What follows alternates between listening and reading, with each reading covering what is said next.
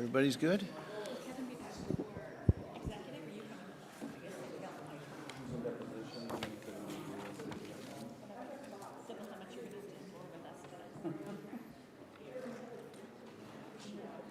you need batteries? Well, that's okay. We'll wait for a minute. Too busy running around causing trouble today. Apparently, the Energizer Bunny has not visited the recording device. That's okay.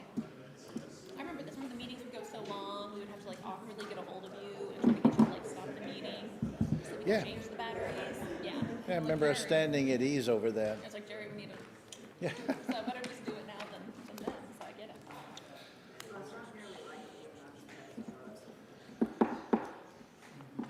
Okay. Yes. I think that we will take a pause here.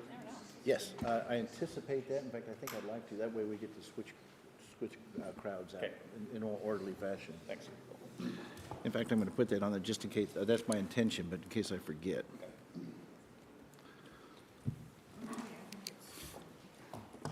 All right, everybody all set? I'd like to call this meeting, the Clay County Commission, to order. We will begin with our invocation. Administrator, when you are prepared, please proceed. Please join with me in an attitude of prayer. Heavenly Father, we come to you this hour asking for your blessings and help as we are gathered together. We pray for guidance in the matters at hand and ask that you would show us how to conduct our work with a spirit of fairness, joy, and enthusiasm. Grant us peace and unity and help us to care for and serve all of those that we represent. Amen. Amen. Please stand for the pledge. I pledge allegiance to the flag of the United States of America and to the republic for which it stands, one nation, under God, indivisible, with liberty and justice for all.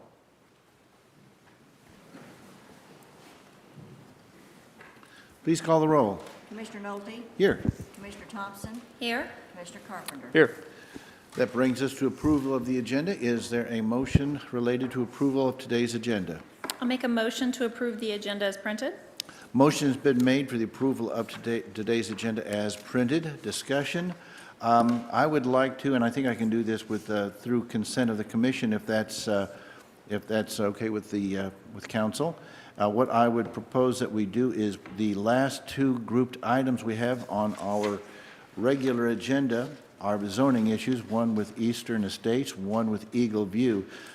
It is my understanding that the Eagle View is going to have a rather extensive presentation. What I would like to suggest, that the Eastern will have a rather extensive presentation. What I would like to do is to switch places so that the folks who will be here for Eagle View can go ahead and get theirs out of the way, and then we can certainly give the Eastern Estates all the time that they need to properly make their presentation. Is consensus good enough on that, Mr. Counselor? Yes, Commissioner. Is that acceptable to both commissioners? That's fine. Makes sense to me. Thanks. Very well. So we have consensus to switch those two grouped items. Are there any, the other thing is we have, that I'm aware of, two issues where there will be a request to deal with those issues today with a vote. I just wanted to alert commissioners to that possibility. With that, are there any other changes or any other observations on our agenda? Not for me. Thanks. Commissioner Thompson, you're recognized to close. I close. Please call the roll. Commissioner Thompson? Yes. Commissioner Carpenter? Yes. Brings us to meeting schedule. Administrator? Yes, Commissioner. Today's meeting is going to be done in two parts. So we have our meeting starting today at 2 o'clock, and then we're going to be hearing planning and zoning cases starting at 3. Our next business session meeting is scheduled for next Wednesday, January the 26th, and that meeting will be held at 6 p.m. Thank you. There are no honorary resolutions on today's agenda. That brings us to discussion items. I believe we have one discussion item, Administrator. Yes, this was brought to us by Commissioner Thompson to open a discussion about tourism. Commissioner Thompson, when you are ready, please proceed. Yes, thank you. I thought today would be a good day to just kind of open the door and talk about tourism. We haven't really done much with that in the past year and getting our feet back into the mix of things here and just, correcting some stuff that was done from previous commission. But I've got some lovely people here from Excelsior that would love to come propose some ideas and just kind of start the conversation and get the ball rolling on how we move forward with tourism for Clay County. Okay. If you would like to go ahead and approach the podium over there. As they are approaching, I would like to point out to anyone who would care to be heard today, please go to the podium. Right now, the ring on the base is red. Press the button. When it's green, you'll be able to speak. Please speak directly in the microphone, particularly if you have a mask on, and state your name prior to speaking so that the audio devices will be able to discern who it is that is speaking. With that, please proceed. Thank you, Commissioners. My name is Melinda Mahaffey, and I am the Economic Developer for the City of Excelsior Springs. And I come to you today because I wanted to have an opportunity to visit about tourism. Keith Wingy and I, and Keith is with Missouri Main Street. Keith Wingy and I were on the tourism board, and Jerry, Commissioner, you may actually remember us bringing forward the application to have Clay County be a DMO. And that is a designated marketing office through the tourism department. And Lindsay Baxter is our Downtown Excelsior Partnership director and is very active in tourism. And so we began having some conversations when we saw that there was some tourism dollars not being budgeted in the county's budget last year. Met with Mr. Salisbury and understand why that was. But we wanted to open the door to the conversation about the DMO and making sure that we are actually not going to lose that status. When we worked on that status in 2013, 14 and 15, it was a very long process. We had to go through the process of actually retrieving that, if you will, from Kansas City or Visit KC. And in doing so, the danger we have is if we're not meeting our obligations is that we would lose that again and we would expect Kansas City would actually come back in and make application to take that DMO over. Well, that's great if you are a tourism business and you are located in Kansas City, but that does absolutely nothing for Liberty, Gladstone, Smithville, Kearney, or Excelsior Springs. All of those communities have tourism opportunities that we need to explore in our community. So what we're here today is just to open a conversation with you about tourism, to talk with you just a bit about how essential it is. We don't know that we have the solution, but we'd like to start the conversation because we're running up on some pretty significant deadlines. We do know that the DMO is required to have an employee who works 32 hours a week in tourism. And we'd like to help figure that out and make sure that we are continuing to be a DMO here in Clay County so that we're not losing those dollars in our county. And so we'd like to just kind of have that conversation with you today. We'd like to share with you some numbers. I think when you hear our tourism numbers that Keith is going to share, it's amazing what tourism is doing in our county. And until you hear these numbers, you don't fully understand that. It's funny, I think in 2015... Go ahead and identify yourself. Yes, Keith Wingy, back in 2015 affiliated with the Elms Hotel, today affiliated with Missouri Main Street Connection. It's funny, I think in 2013, 14, and 15, I was sharing the same information about how important tourism is to our county.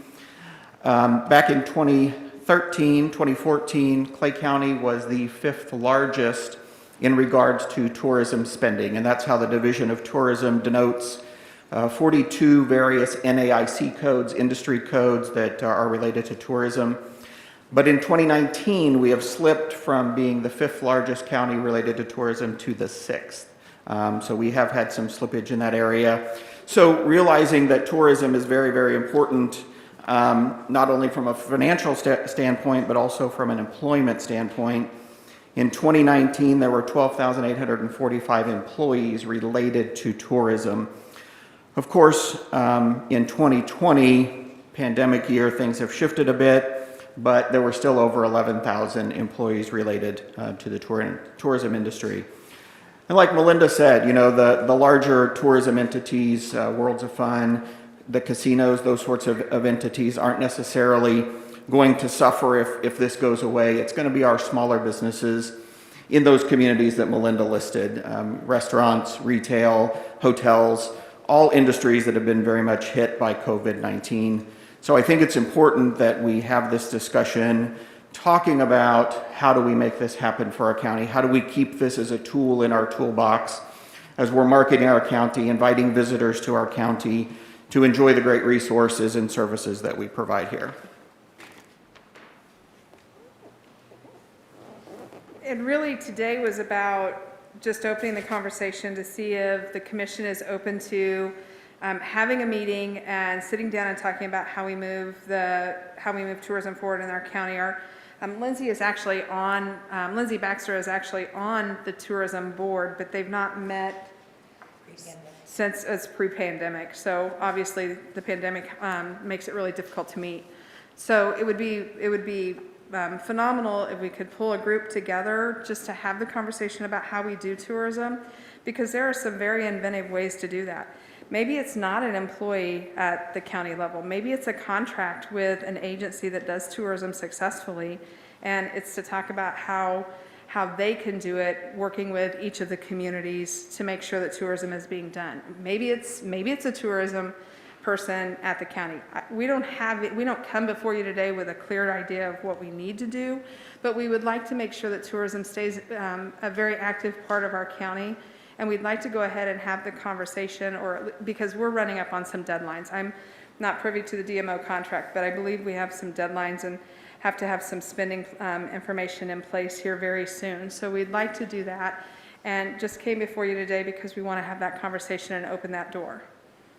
No, that's great. I appreciate that. By the way, when I was in the legislature, I think for 2 sessions I was on the tourism committee, so I am familiar with the value of tourism.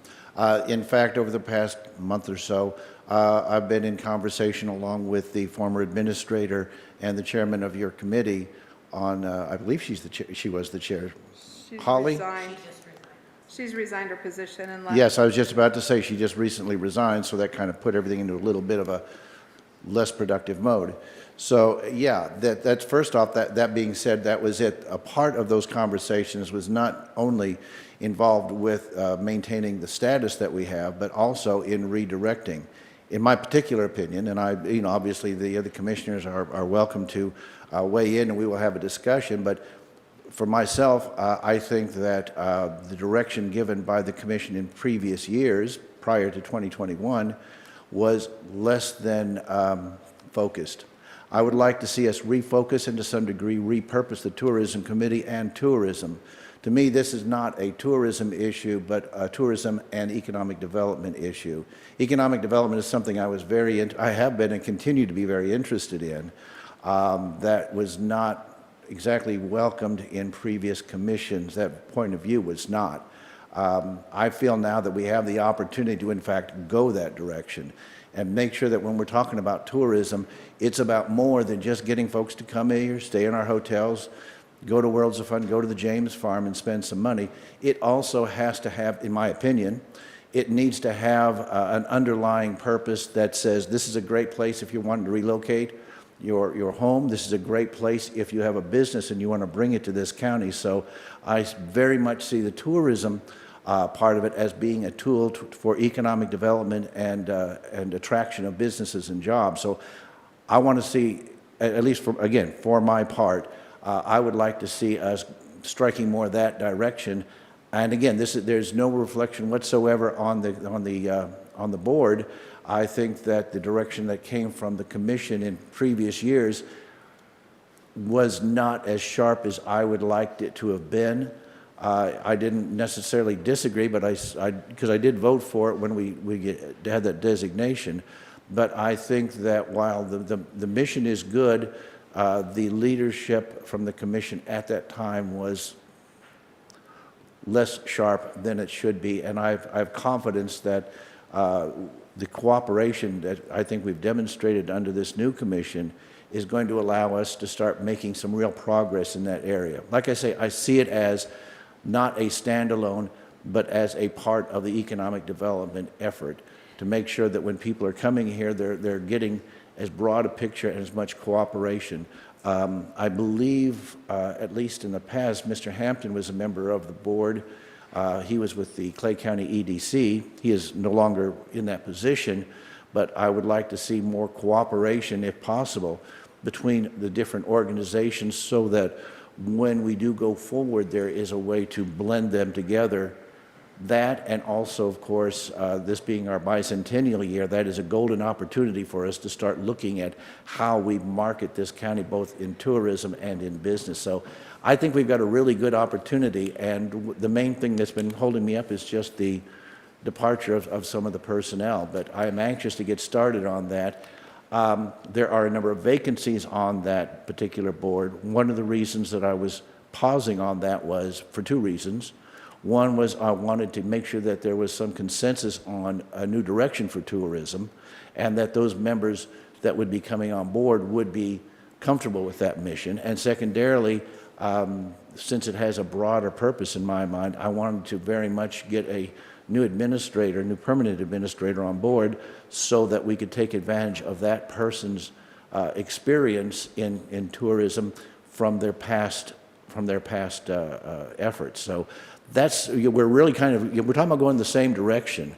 And I would very much, once we get an administrator named, I would very much like to start working towards that direction. Like I say, with the departure of the, and I believe she was the chairman, the former chairman, that kind of slowed me down a little bit. I was a little, I heard about that about a week ago, I guess. So at that point, we were in talks about that very thing, which was, should we, as a county, be considering contracting out with someone who would be, if not dedicated, then someone who would at least have a good portion of their day put onto the Clay County wheel, or, as you suggest, possibly a firm.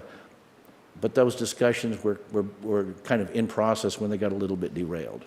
Well, and I do agree that tourism is definitely economic development, because it certainly is in my community that I work in. I just know that there are some very specific requirements on how those dollars can be spent, so economic development and recruiting businesses may not be how you can spend the DMO dollars, but certainly an economic development or a tourism goal that looks at all of that is really important in our county.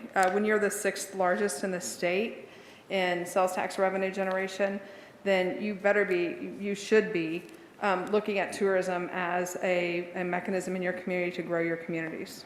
So I really appreciate that. And that's where I want to make sure that before we go forward, we are able to get consensus, particularly when it comes to the commission, as in the past, that's not necessarily always been the case. But before we go any further, Commissioner Carpenter, did you have anything you wanted to join in? Sure, thanks, Commissioner. So first I'll just say that, I certainly welcome the conversation, and, glad that we have people here in Clay County who are dedicated to, maximizing our tourist footprint and make sure that we have a lot of dollars coming into our county and, creating good jobs. So definitely welcome the conversation. Look forward to talking with y'all, especially, you mentioned in terms of the board meeting and that you don't have necessarily specific asks right now. I think that would be helpful to me for, the next time the board gets together and maybe puts together some specific proposals or a package or whatever. I am a little curious in terms of why you mentioned the board hasn't met for the last couple of years. I know there are some vacancies. Is it just about the vacancies on the board, or is there something more than that? Lindsay Baxter, Downtown Excelsior Partnership. So I sit on that board, and I would say that when the former employees were in their place within tourism, meetings were not ever productive since my tenure on that commission. We met one time, I believe, virtually in March of 2020, and then there was no employees, so no one really took the lead on getting us together to do the things that needed to be done to maintain that DMO. It is my understanding that those funds weren't capitalized on last year, and per the requirement, they must be this year or it is lost, and that application deadline is the end of May of this year.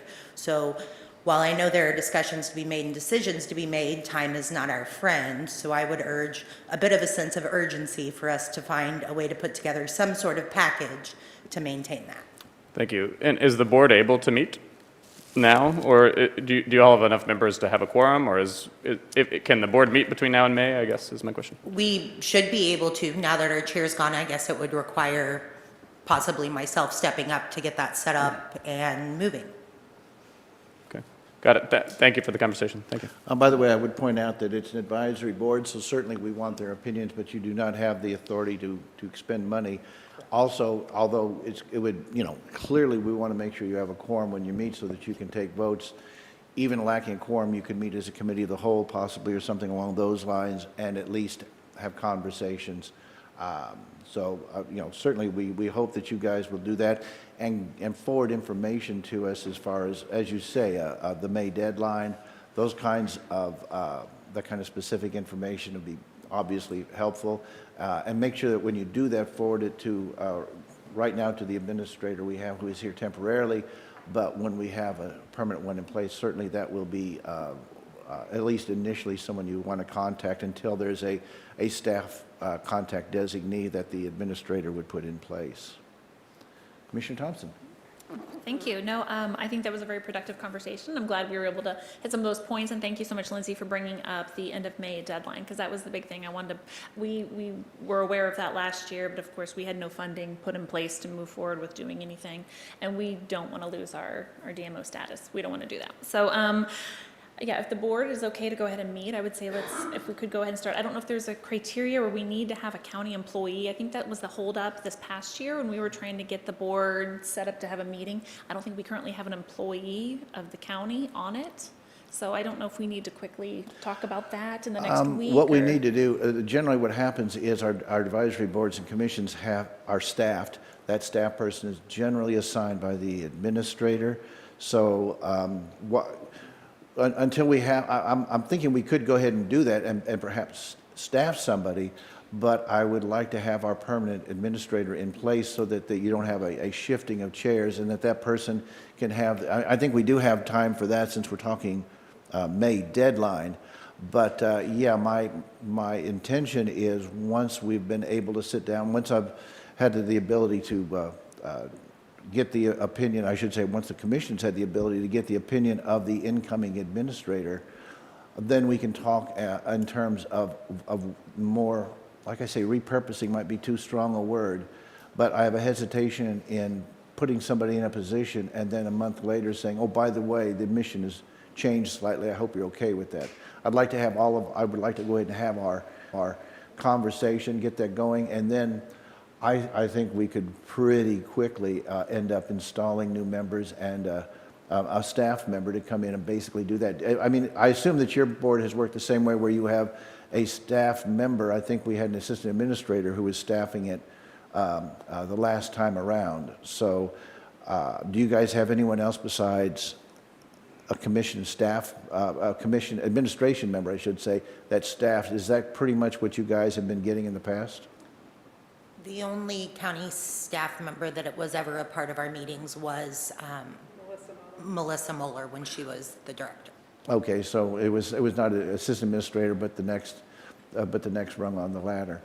Yeah. So and obviously that individual is not available at the moment to be able to take that position. So okay, please continue with whatever else you have to say. So Commissioner, are you saying that we wouldn't, will it be some time before we can get everybody together, or are you saying that can go ahead and happen? I don't know when you're going to hire your administrator. Neither do we. Yeah. I mean, we are in process. That's my concern. Because May comes fast. Let me be more clear on that. I say we don't either, in that we are taking the time that we believe it Good. requires to make this decision. Whether it happens more or less quickly it depends on circumstances and the ability to reach consensus.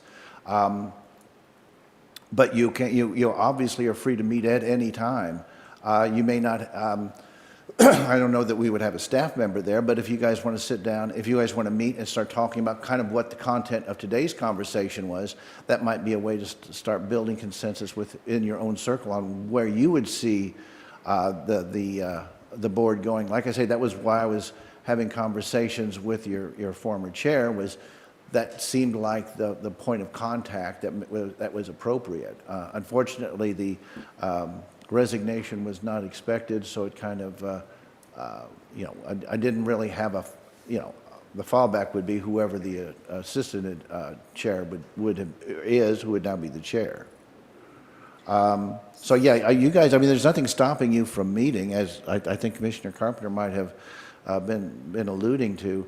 So yeah, I would. So who calls that meeting, though? Because I Your don't chair. think it, Whoever your chair is, and whoever, since the chair is gone, the assistant chair would have the ability to then call that meeting.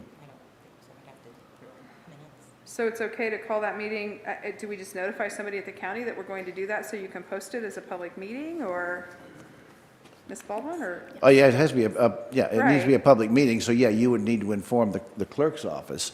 But you guys can call a meeting, get that information to the clerk so that it is noticed, I believe. Is that not right, Mr. Counselor? That is correct. And if you have any questions, Mr. Graham, who is the main counsel, I'm sure could help guide you through that.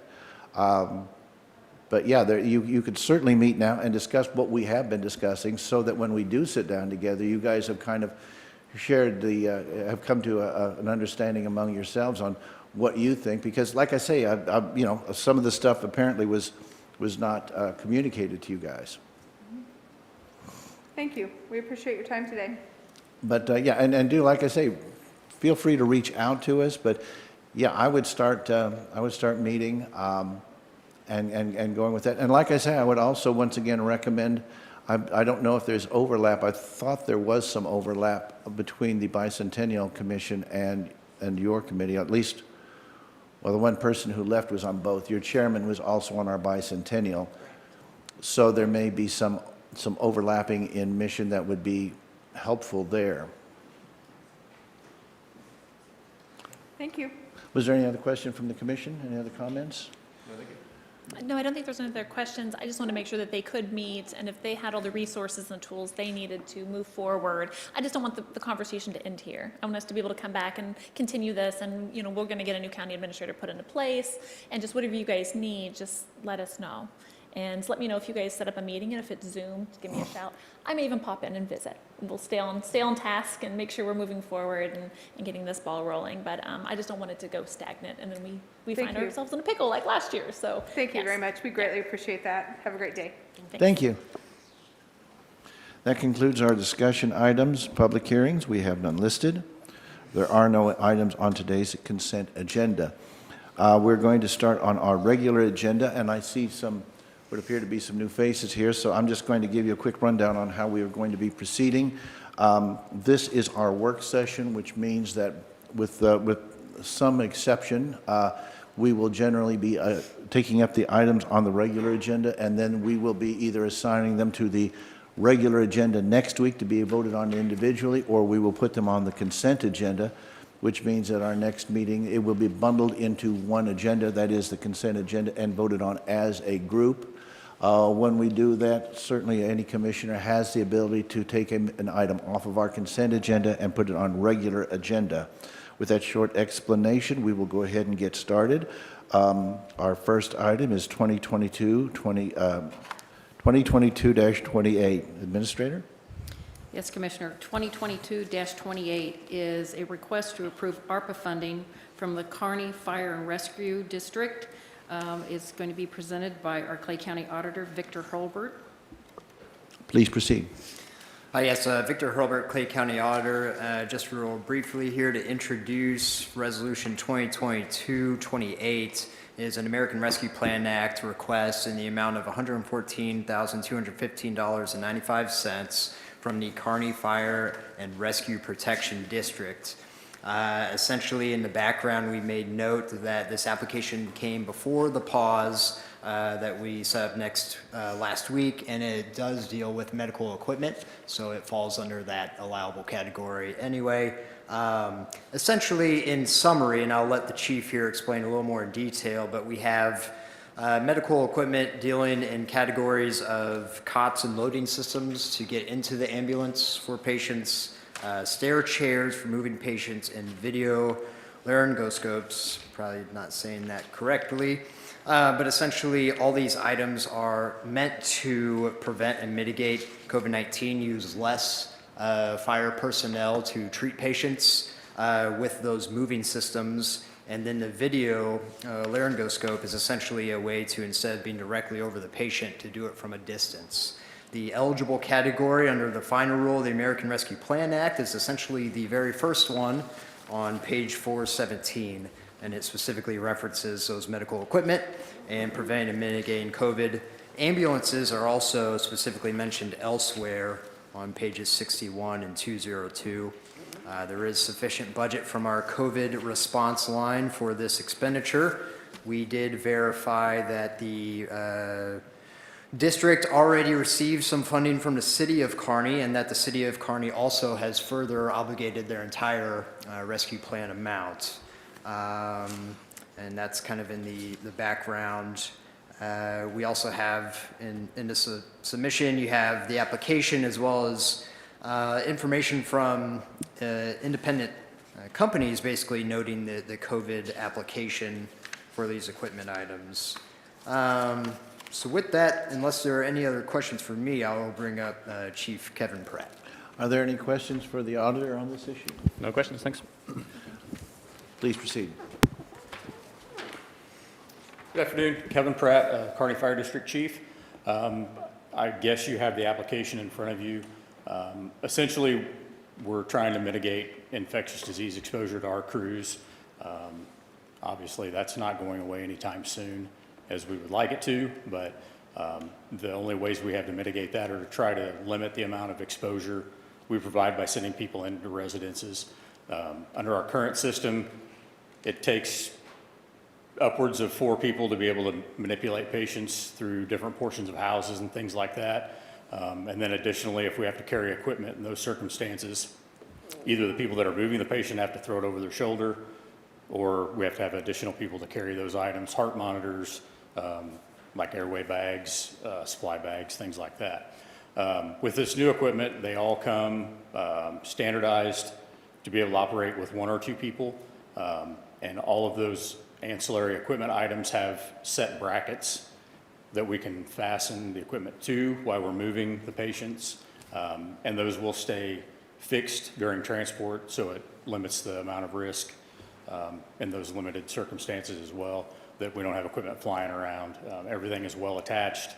It's crash tested, so safety for our personnel and patients is obviously paramount. The video laryngoscopes are specifically designed to allow the paramedic to not be over the face of the patient while intubating, so you don't get any of the aerosolized particles in your face, eyes, ears, nose, your oral pharynx, anything like that. So in a nutshell, that's kind of a brief description, and I'll take any questions you might have. Thank you. It sounds to me like, you know, 2 things that's jump out to me, but beyond the obvious of the medical needs of the people that you're serving, the citizens you're serving, and that is, it is an added layer of protection for the responders who are there, which is obviously something we're very interested in. The other thing that comes to mind is the idea that because of the COVID-19 pandemic, obviously almost any entity you can name has been suffering personnel shortages, and this allows you a more efficient use of those of the personnel that you do have available, so that if it frees up 1 or 2 others, they are then free to pursue other duties in the area of public safety, and so it's a more efficient use of that personnel asset that you have. And Mr. Holbert stated the city did authorize funds for us for last year, which covered the majority of our overtime for the last fiscal year.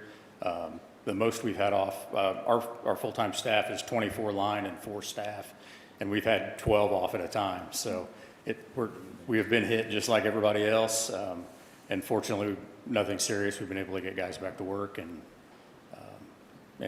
march on. But Well, thank you. And we certainly, you know, it sometimes goes without saying it shouldn't. We certainly appreciate the work that you and your colleagues are doing out there in keeping the people of Clay County safe. I appreciate that. Thank you. With that, Commissioner Carpenter? Thank you. No, thanks for being here, and you know, just echo those comments, which is, you know, whatever we can do to help keep you guys safe. That, you know, I think is a worthy cause. Sounds like a thoughtful proposal, and you know, a good investment of these funds. And thank you for being here. Commissioner Thompson?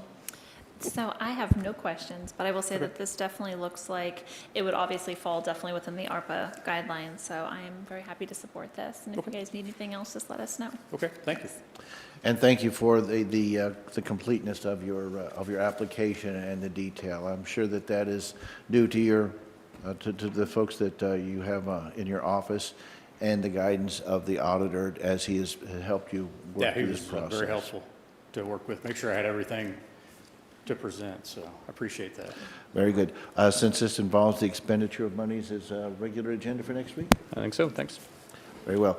2022-28 will be on next meeting's regular agenda. Thank you very much.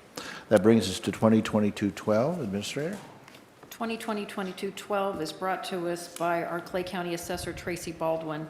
This is seeking approval for the Clay County 2-year assessment maintenance plan. There is a timeline associated with this, so he is hoping that you might review this today. Very well. Please proceed. Good afternoon, Commissioners. Tracy Baldwin, Clay County Assessor. What this is our maintenance plan for the state of Missouri to get reimbursements for our funding from the state of Missouri.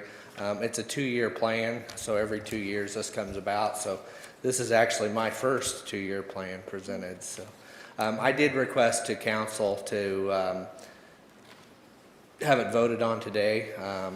It's ready, and there is a timeline that's due by February 1st. So.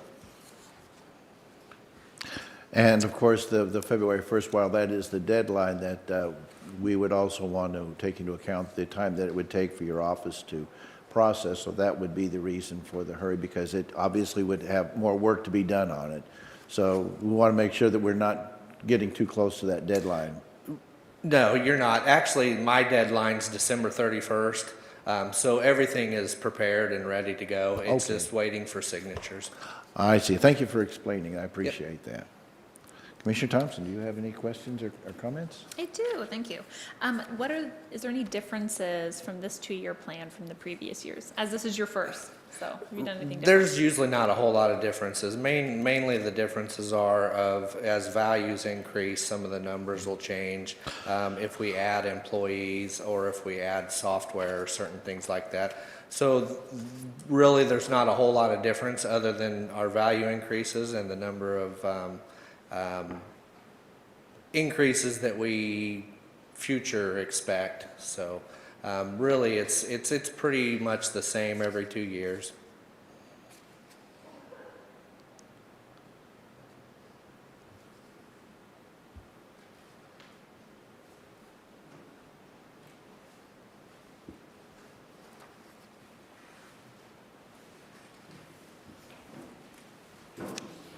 Did you have any other questions, Commissioner Thompson? No, I'm sorry, that's all I have, thank you. Commissioner Carpenter? Oh, just thank you to Assessor Baldwin for bringing this before us. I'm happy to move it forward expedited as well. Thanks. Thank you. If it is and because of the timeliness of it, our ordinances allow us to act immediately on this, if I understand correctly. But it would need to be a unanimous vote, is that correct? Correct. Thank you. That being said, is there a motion related to 2022-12? Commissioner, I move that we approve 2022-12. Motion's been made for the approval of 2022-12 to be voted on at this meeting. Discussion, Commissioner Thompson. No, thank you. Is there anyone from the public who would like to comment on this issue? Seeing none, Commissioner Carpenter, you are recognized to close. I close. Please call the roll. Commissioner Carpenter? Yes. Commissioner Thompson? Yes? The issue passes. Thank you very much. That brings us to 2022 Ordinance 3. Administrator? Yes, Commissioner. Ordinance 2022, Ordinance 3, 4, 5, 6, and 7 are all grant reappropriation requests from our juvenile center. We have Jenny Riggs and Terry Hargrave here to address the issues. Do we want to, then is it the recommendation that we go ahead and deal with those as a bundle, or should we deal with them individually? Whatever you recommend, I would think would be okay. They all have a different name, but they're all grants. Okay, so let's just, since we're just doing them for the purposes of either consent or regular agenda, we can just run through them then. Let's go ahead and get started. Please proceed. Good morning, Commissioners. I'm Jenny Riggs with the Office of Dispute Resolution, and we monitor the grants from the state of Missouri for juvenile diversion and those domestic relations kind of grants. And I want to introduce you to Terry Hargrave, who has been named the new director of the Office of Dispute Resolution when I retire April 1st. And that's not an April Fool's joke. I'm really going. So please welcome Terry Hargrave. Thank you. Thanks, Jen. So we have a lot of different grants here. They cover a wide range of things. We have the Domestic Relations Fund. There's 3 DRRF funds that cover everything from legal services to help attorney establishment and CAN cases move forward, as well as give them legal services to make informed decisions for their families that they need to move forward. There is our high conflict mediation, which helps cases move through the court system to see if we can work out some type of arrangement between them without having to maybe go to trial. And then there's also our parenting court, which helps families who are behind in child support with services in the community and connects them with that, along with assisting them with jobs, helping them find careers, resume, support group, finding ways to pay their back restitution, and then those juvenile diversion programs from our truancy program to community justice boards, family group conferencing to bring the family together to see how we can maybe keep them out of the juvenile justice system and move forward. So a lot of things that we cover, but these are all grants that have been previously approved that are just looking for that second half of funding. Thank you. I think the way we'll proceed, if the other commissioners are okay with this, is we'll just pause after each one for any questions or comments, go on to the next one, and then we will decide on consent or regular as a grouping. Is that acceptable? Sounds great. Next. Fine. Very well. Are there any questions on Ordinance 3 or comments? No, thank you. No, thank you. Please proceed with number 4. And I have 3 different grants in front of me, so I just have to make sure which one I'm talking about. So these are all the same. They all cover the same things: parenting court, paternity establishment cases, domestic abuse cases, mediation, parenting. All of these 5 each cover one of those topics.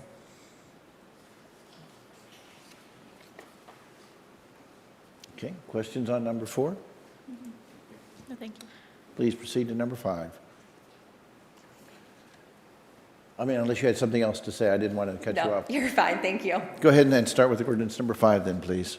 Number 5, same thing, grant funding. This is the second half of the year for that. Grant cycles run differently than our calendar year in funding, so we're just asking for that second half. Questions? Seeing none, ordinance number 6. Same thing, second half of funding, help families in Clay County. By the way, I assume these are grants that we have been getting historically. Yes, some of them for 25 years. That DYS grant has been for 25 years, maybe a little slightly more. DRRF we've been receiving. It cycles, so. Okay. Please proceed with ordinance number 7. Another one to help families with Clay County, that second half funding of the year. I know the DRRF grants are a 3-year cycle, so they cycle through, but we have been receiving funding from them for years. Same with the DYS on a little over 25 years.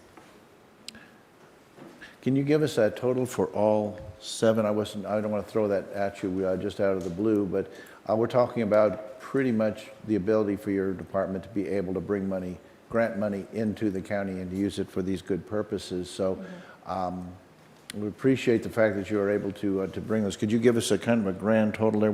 Since we didn't have them grouped in the agenda, I didn't really do a total of them. So can you give us an idea of the total amount of grants that you're able to bring in? Yes, so DRRF is around 29,000. DYS is around 25,000. But we certainly appreciate not only the good work that you do, but also the fact that that you are able to bring grant money, and I should say, to help serve that purpose, which obviously alleviates some of the requirements of our tax money here locally. Are there any questions or comments from the commission? Well, on the whole package, sure.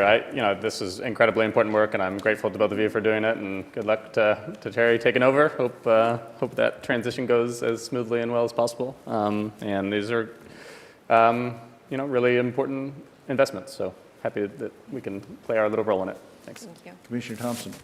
No questions today, but I will say it's always a pleasure to see you ladies. I know when you come up, it's for this, and so we don't see you nearly enough. And Jenny, I don't know what we're going to do without you, but I think she's going to do terrific, but it's going to be, I will say, it's going to be weird for us to not see you coming up here to visit us. But, so you'll have to still come see us up here.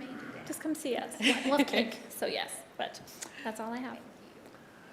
Since these do not involve the expenditure of money and there is no controversy attached, in fact, it involves the receipt of money, is consent acceptable to everybody? Definitely works for me. Thanks. Very well. The items we just heard, ordinances 3 through 7, will appear on the consent agenda at our next meeting. Thank you for being here. Thank you. That brings us to 2022-13. Administrator? 2022-13 is to approve a term and supply contract for fire extinguisher inspection and services with Keller Fire and Safety. It comes from our Building Services Manager, Melanie Watt. Good afternoon, Commissioners. Melanie Watt, Building Services Manager. This first one that we have is fire extinguisher inspection services, went out for bid. This is a service that's used to routinely inspect and ensure that all of our fire extinguishers throughout the county are in working order. We received one response to this bid. This afternoon, we are seeking approval to award a term and supply agreement for the fire extinguisher inspection services. Are there any questions? No questions. Thanks. No questions. Okay. This is a contract, so put that on regular, I believe. Just want to double check. Is regular okay with everybody? Works for me. Very good. 2022-13 will be on next meeting's regular agenda. That brings us to 2022-14. Administrator? 2022-14 is another term and supply contract. This is for approval for Grass Action to provide lawn care services, not only lawn care, but they also outsource some of our buildings and do some snow removal for us during the winter season. Melanie Watt will be here to address. Please proceed. Melanie Watt, Building Services Manager. We put lawn care services out for bid. This service covers routine lawn care, landscaping, and irrigation system maintenance throughout the county. We received one response to this bid, and today we're seeking approval to award a term and supply contract for lawn care services. Are there any questions? Commissioner Thompson? No questions, thank you. Commissioner Carpenter? No, thank you. Very well. Once again, consensus to put 2022-14 on regular for next meeting? Works for me. Very well. 2022-14 will be on next week's regular agenda. That brings us to 2022-31, excuse me, Administrator? 2022-31 is to also approve a term and supply contract between Waste Management Services and also the other vendor, Republic Services, for trash removal services for various areas throughout the county. Please proceed. Melanie Watt, Building Services Managers. In early December, waste disposal services was put out for bid. The service covers waste disposal for all county facilities. We received 3 responses to this bid, and we would like to approve approval to award a term and supply contract to the 2 bidders that were the lowest and best responses for this service. Okay. Questions? Commissioner Thompson? No questions, thank you. Commissioner Carpenter? No, thank you. Comments from the public? Seeing none. If it's the consensus for the commission, 2022-31 will appear on next week's regular agenda. That brings us to thank you very much. That brings us to 2022-29. Administrator? 2022-29 is approval for the Missouri redistricting map, and this comes from the commission. Thank you. Yeah, that was one that I had requested we put on. We basically are in the same process that every other political subdivision that has districts is in, and that is we are redistricting. The map that was given to us by the Redistricting Commission appears on the screen right now, and I believe commissioners have had a chance to see that particular map, and it's in our packets. We had it up for discussion last week. One of the additions since last week's review of it is a legal description, which we have with the heading Western District, Eastern District, and it gives the geographic descriptions that will be forwarded to the election board so that they can properly make the divisions between the two districts. The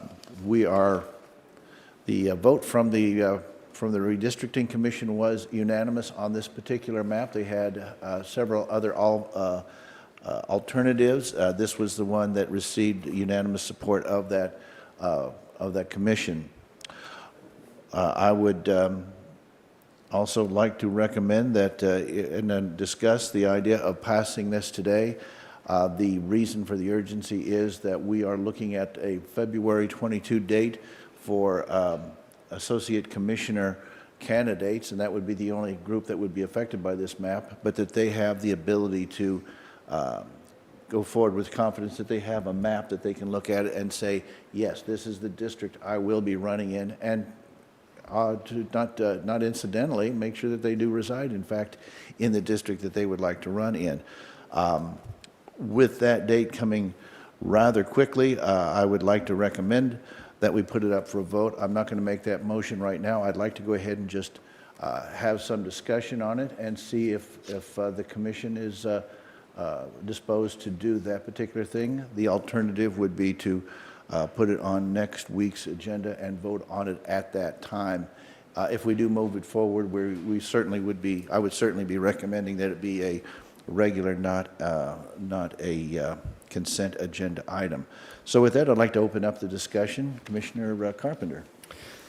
Thank you. Yeah, no, I'm grateful to the work of the commission. I think they had a thoughtful process, and the map we have before us is frankly pretty similar to the map that we've been operating under as a county over this last decade. And I think that was the right call, and I'm happy to support the map as presented.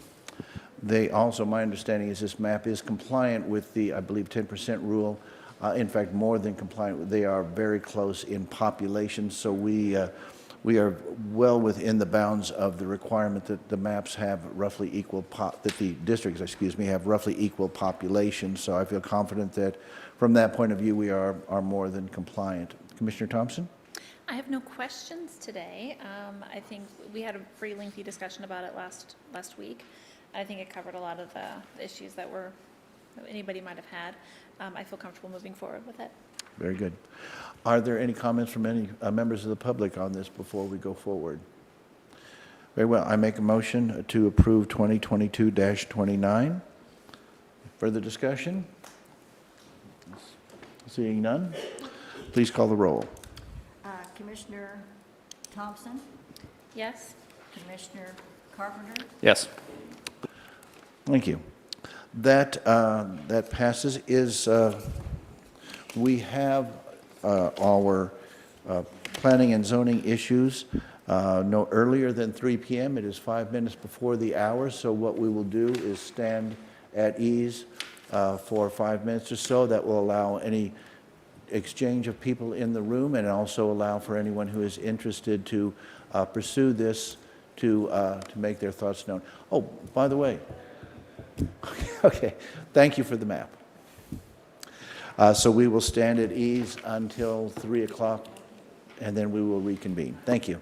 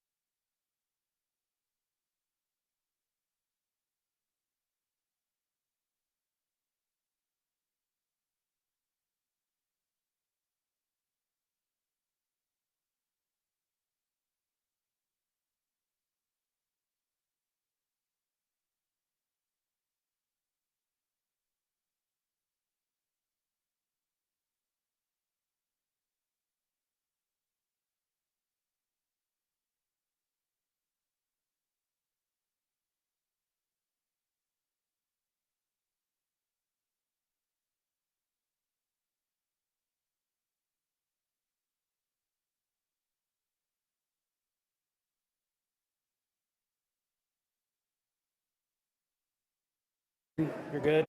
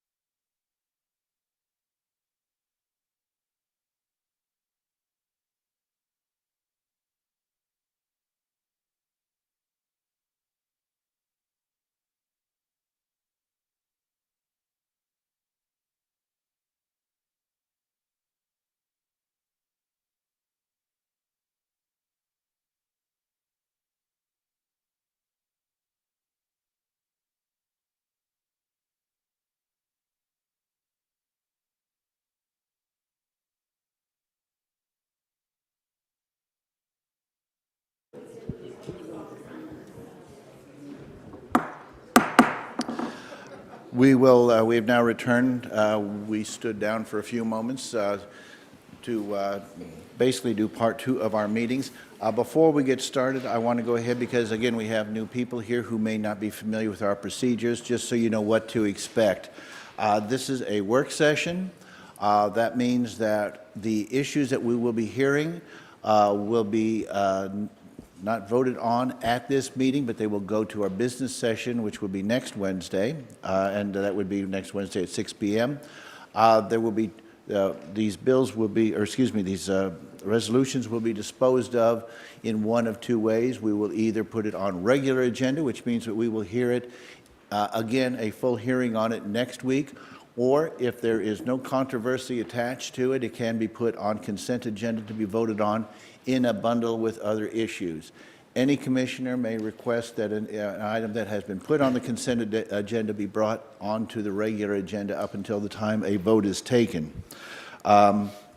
We have, and we did this a little bit earlier, the anticipation is the Eastern Estates will be the most, the one that will require the most time. We will hear Eagle View and then Eastern, so we just basically switched those 2 so that we could dispose of the Eagle View issue and then make sure that we had plenty of time for the Eastern Estates so that everyone can be heard. One last piece of kind of housekeeping, and that is they will be introduced. We will have a presentation from Planning and Zoning. We will have discussion among the commissioners, and then we will, of course, be available for any comment from the public as we go forward. If you would like to comment on the specific issue as it comes up, so make sure we're on the topic that you would like to speak on, go to the podium, make sure there's a little light at the base, make sure that that is green by pushing the button that says push. If you would please speak into the microphone, identify yourself. We have audio recordings going as well. That way we know who is speaking when you are making your views known. And try to speak as clearly as possible. If you're wearing a mask, sometimes you have to kind of exaggerate your pronunciations, but please take that into account, and then we will go from there. With that, we will proceed. We have 2 companion issues to start off today, 2022-16 and 2022-17. Administrator? 2022-16, 2022-17. They are both to approve subdivision Massengale Acres A replat of Sneedland Lot 2. One is rezoning, and the other one is a final plat. And we have Kip Jones, our Planning and Zoning Director, here to present. Please proceed. Kip Jones, Planning and Zoning Manager. So this is a request to subdivide approximately 25 acres from 1 lot into 3 lots. I have it pulled up on the screen. It's outlined in yellow. This is the Ray County, Clay County line. So it's right on the border. And this is 174th Street to the south. So this is just north of Excelsior Springs. You can see the 3 lots shaded in the 3 different colors. There's a roughly 14 to 15 acre lot that has an existing home on it. And then we're proposing to subdivide 2 approximately 5 acre lots that have road frontage in this area. This is an area called the rural low density tier, which allows 5+ acre lots. So they meet the minimum acreage requirement, and staff believes it meets all the other rules and regulations of Clay County. Each new lot, the one labeled 2 and 3, would be allowed 1 single family home. So we're talking about taking 1 lot, subdividing it into 3 lots, so 2 additional homes could be built on this property. This case was noticed in the Courier Tribune, and adjacent property owners were sent certified letters. Any rezoning has 5 criteria, which requires review and decision-making bodies consider those criteria. Those are noted starting on page 1 of the transmittal. The applicant received all their outside agency approvals, including from the Highway Department, the Water District, the Public Health Center, and the Fire District. I'm going to zoom in on the property because one of the unique issues with this piece of land is they were issued 2 variances in 2002. The existing home is really close to the front property line, and there's an accessory building that is close to the side property line. They applied for and were granted variances. You can see the house is right here, a lot closer than what we normally would allow a house to be to the property line. And there's the barn that is too close to the side property line. But as I stated, variances were granted for those, so those are allowed to stay. We did not receive any opposition leading up to or during the Planning and Zoning Commission meeting, and the Planning and Zoning Commission vote was 5-0 to recommend approval of the rezoning and the final plat. This case does not have a preliminary plat because it has been platted in the past. And the zoning is R1 for the 14-acre lot and R5 residential ranchette for the 2 5-acre lots, and those meet our current standards. So the Planning and Zoning Commission voted to approve with the one condition in Exhibit A, which are just some minor changes to the recording copy of the final plat. I would be happy to answer any questions the commissioners may have. And the applicant did have an emergency come up last minute, so they are not in attendance today. Very well. Are there any questions of Mr. Jones? Mr. Jones, I have one question. Was there any opposition to this? No, ma'am. Okay, that's all I have. Thank you. Okay. With that, is there anyone here from the public who would care to comment on item 2022, 16, and 17? Seeing none. It seems to me as though that this is non-controversial in nature. Is everybody okay with consent? With approval, yes. Works for me. Yes, with the approval, obviously. Thank you for adding that. I always forget that.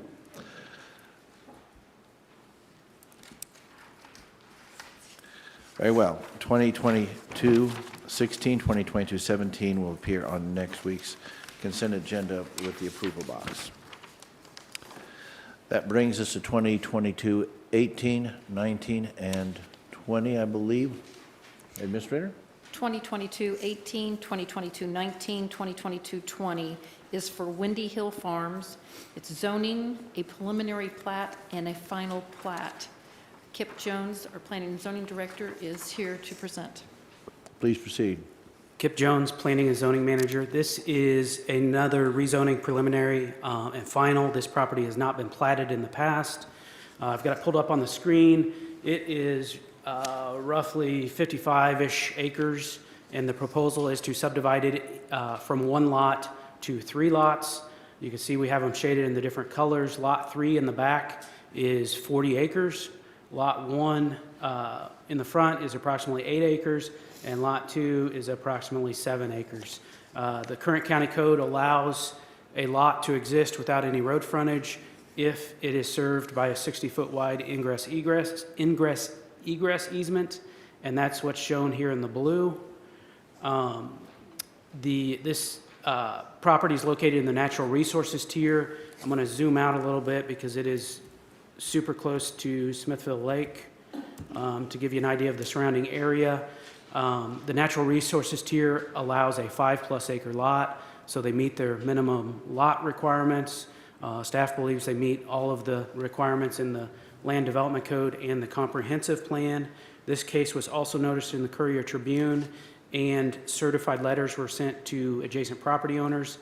You can see this is Northeastern that runs in front of the property, and then it dead ends into Corps of Engineers Smithville Lake property. And this is the Clinton County line to the north, so this is kind of the northwest section of Clay County. The applicant did receive all their outside agency approvals. One of the unique things about this property is there is not a water line to service the houses in this area. Lot 3, which has an existing home, is served by well water. We'll talk about the well water requests as part of the next case, but that is a unique feature of this property. The applicant did receive all their other outside agency approvals, and we did not receive any opposition leading up to or during the Planning and Zoning Commission meeting. Lot 3 would stay zoned agricultural, and similar to the previous case, the Lot 1 and 2 in the front would be zoned R5 residential ranchette, which is our current zoning standard for lots between 5 and 10 acres.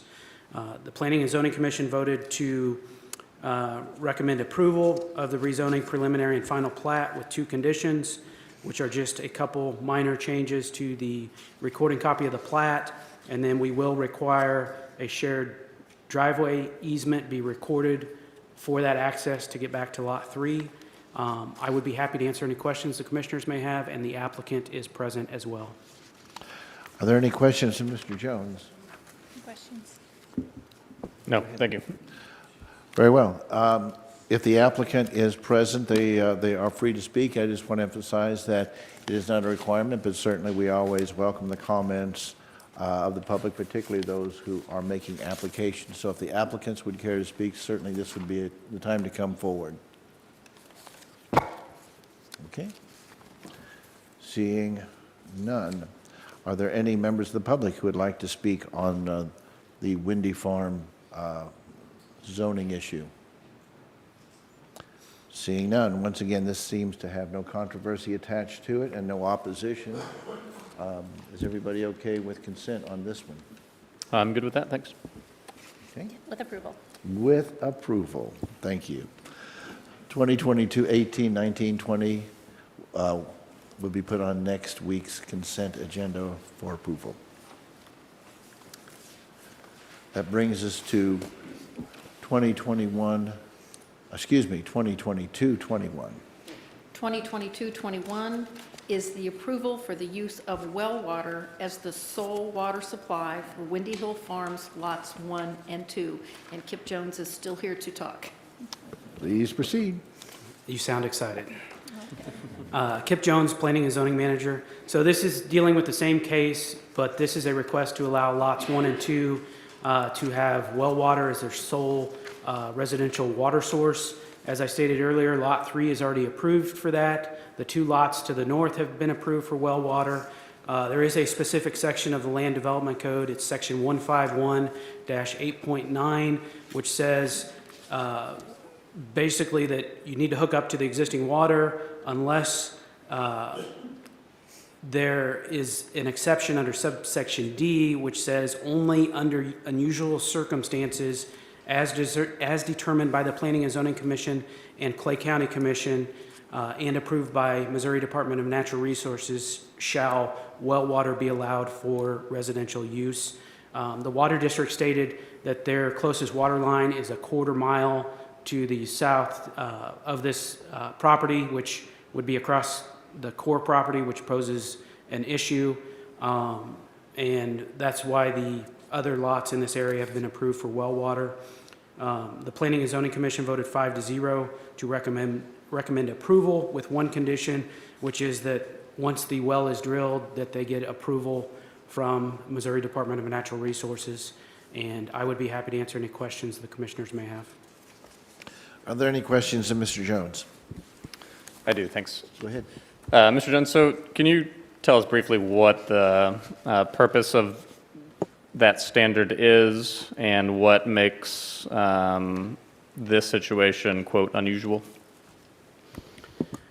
Are you asking the purpose of requiring people to hook up to the existing water lines? Sure, yeah. I would generically answer that as not every property can drill a good well. We have had issues where they've been approved for well water, drilled the well, and the water hasn't been safe for human consumption. So I think there's a safety issue there.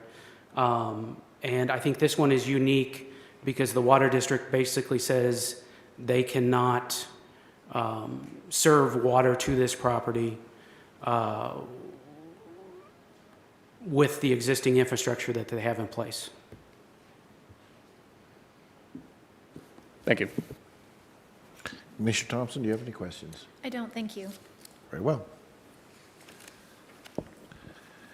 And once again, if the applicant cares to comment on this, they are more than welcome to, but they are not required to by any means. So if you would like to come forward and speak, please feel free. Is there anyone from the general public who would like to make any comments related to 2022 21. Seeing none, this seems to fall in the category of the three previous Windy Hill Farm, issues. So is consent agenda good? I'm good with that, thanks. Very good. That brings us to 2022-23. Administrator?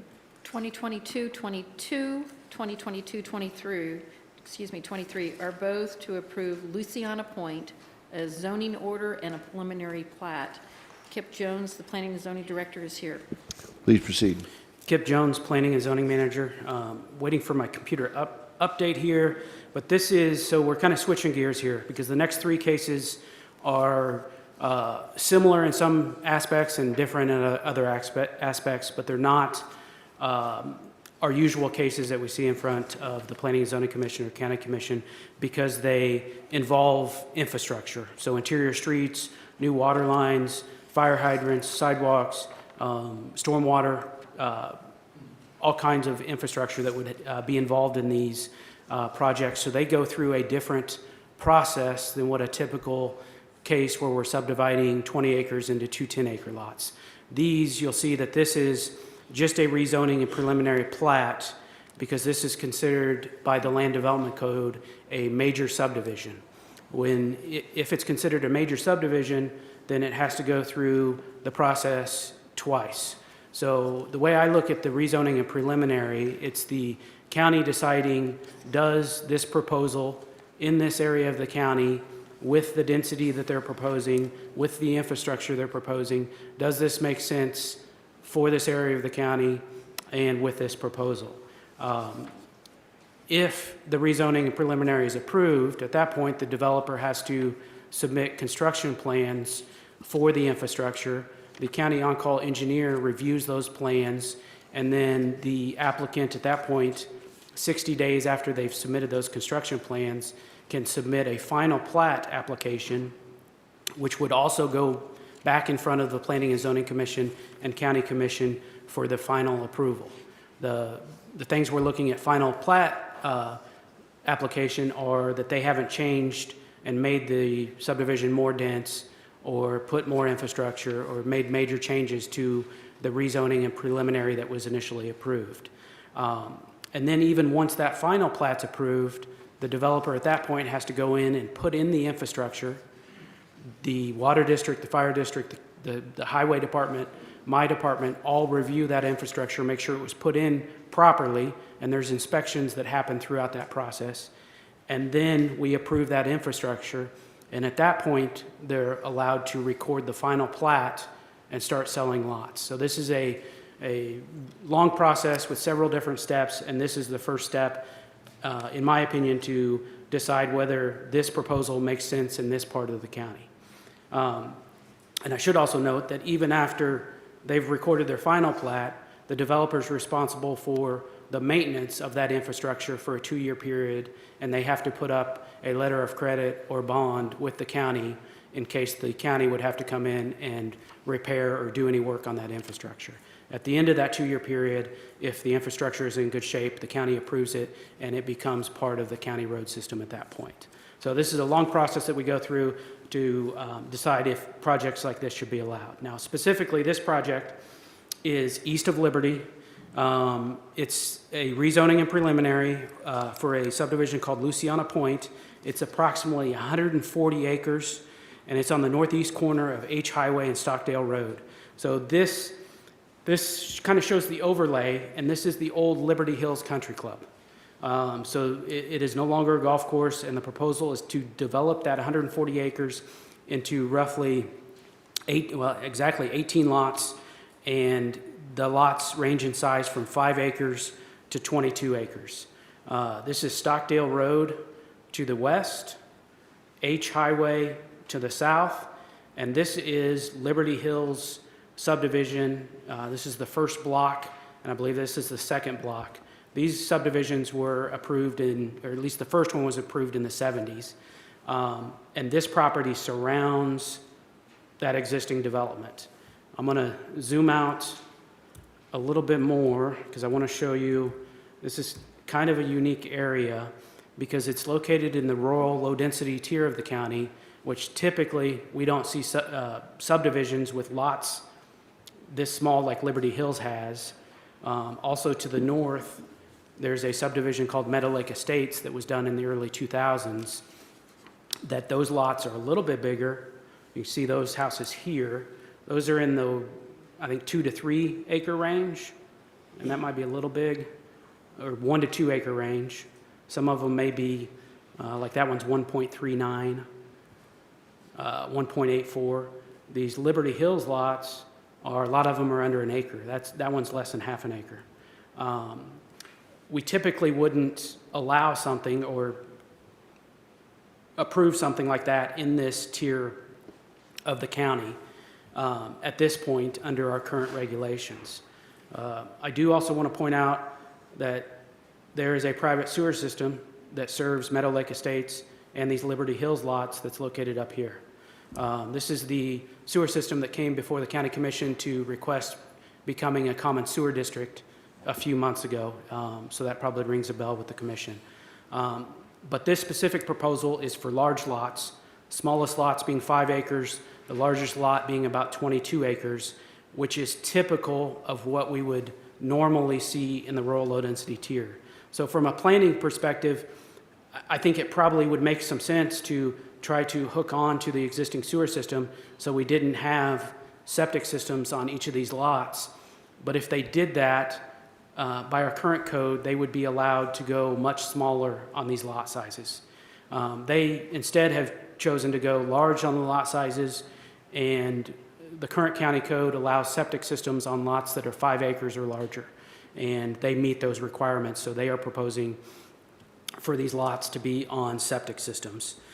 And by no means am I going to cover everything in the staff report for these next 3 cases. There is a lot of information, and I'm just going to kind of hit some of the highlights, but I'll be happy to answer any questions the commissioners have. These cases too are public notice. They're in the Courier Tribune. Adjacent property owners are sent certified letters. They have the same 5 rezoning criteria that any rezoning case has that the decision-making body should consider. Instead of final approvals, we reach out to each of the outside agencies to get preliminary approvals. In this case, they have received all their preliminary approvals, and no outside agency has basically raised any red flags at this point.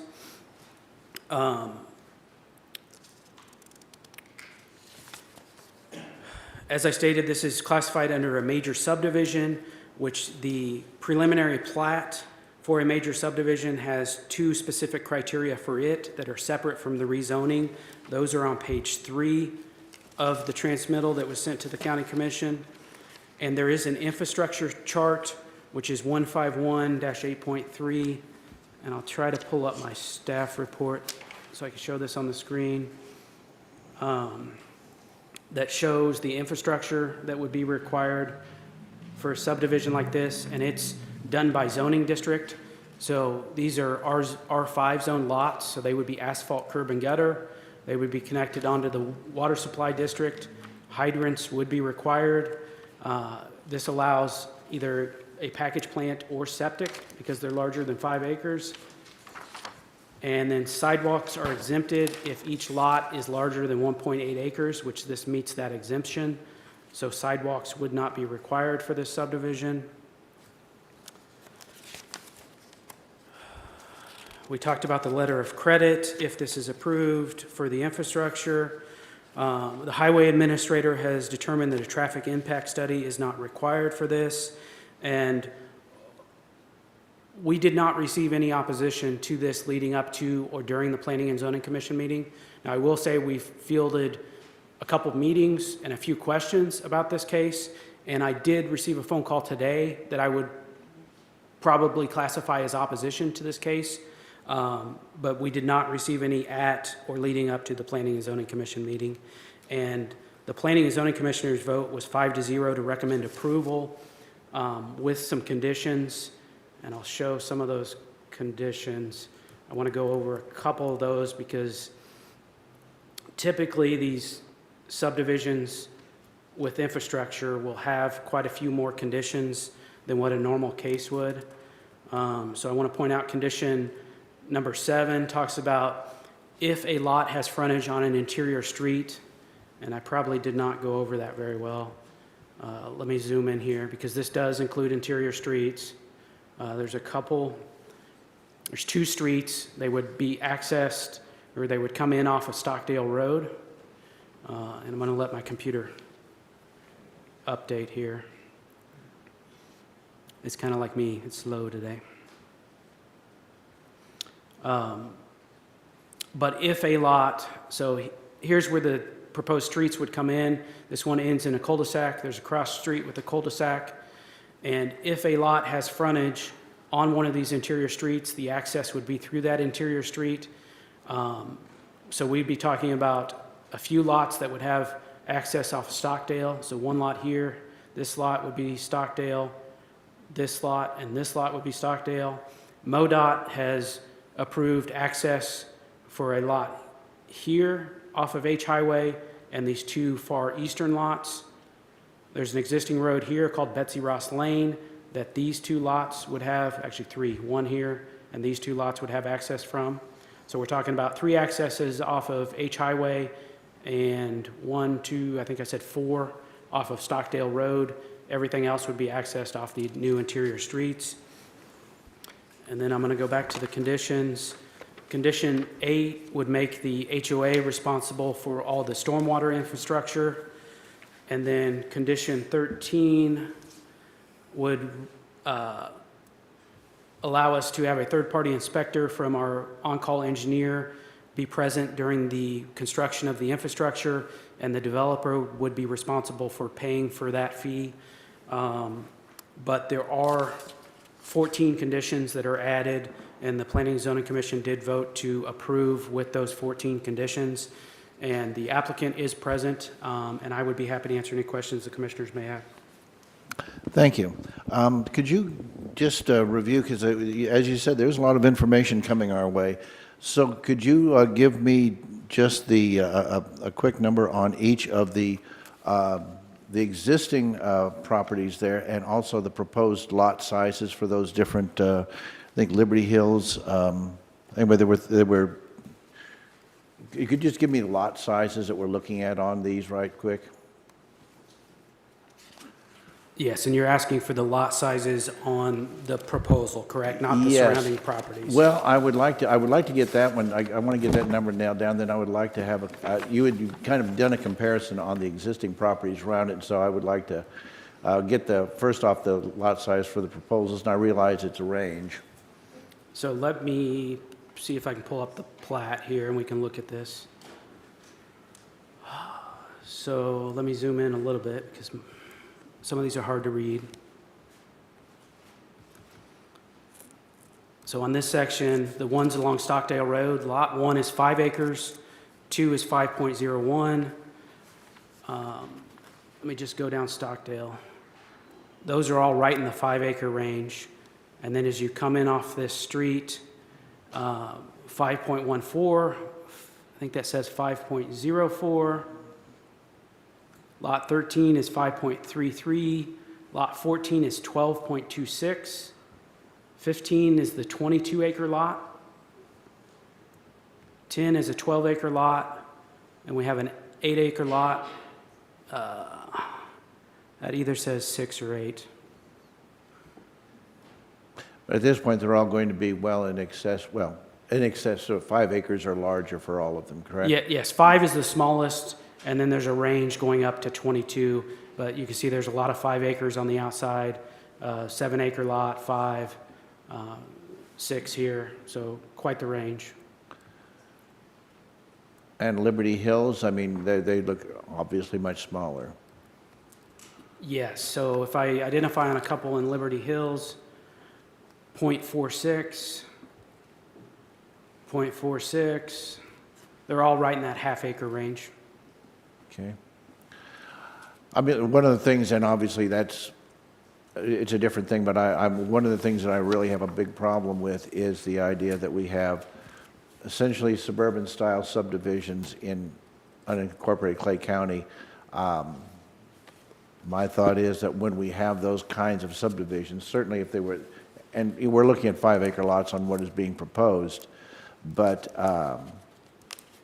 I'm very much of a mind that we do not belong in the suburb business. That is to say, the county does not. Are we right now, have those existing already kind of gone through the process to where we are now responsible for them? The roads, that is? Well, those small lots in Liberty Hills were approved in the 1970s. Right, so we would naturally be responsible for what's going on. Would those now be county roads? Yes, they are county roads, and the county highway department is responsible for those roads. Okay. Questions from other commissioners?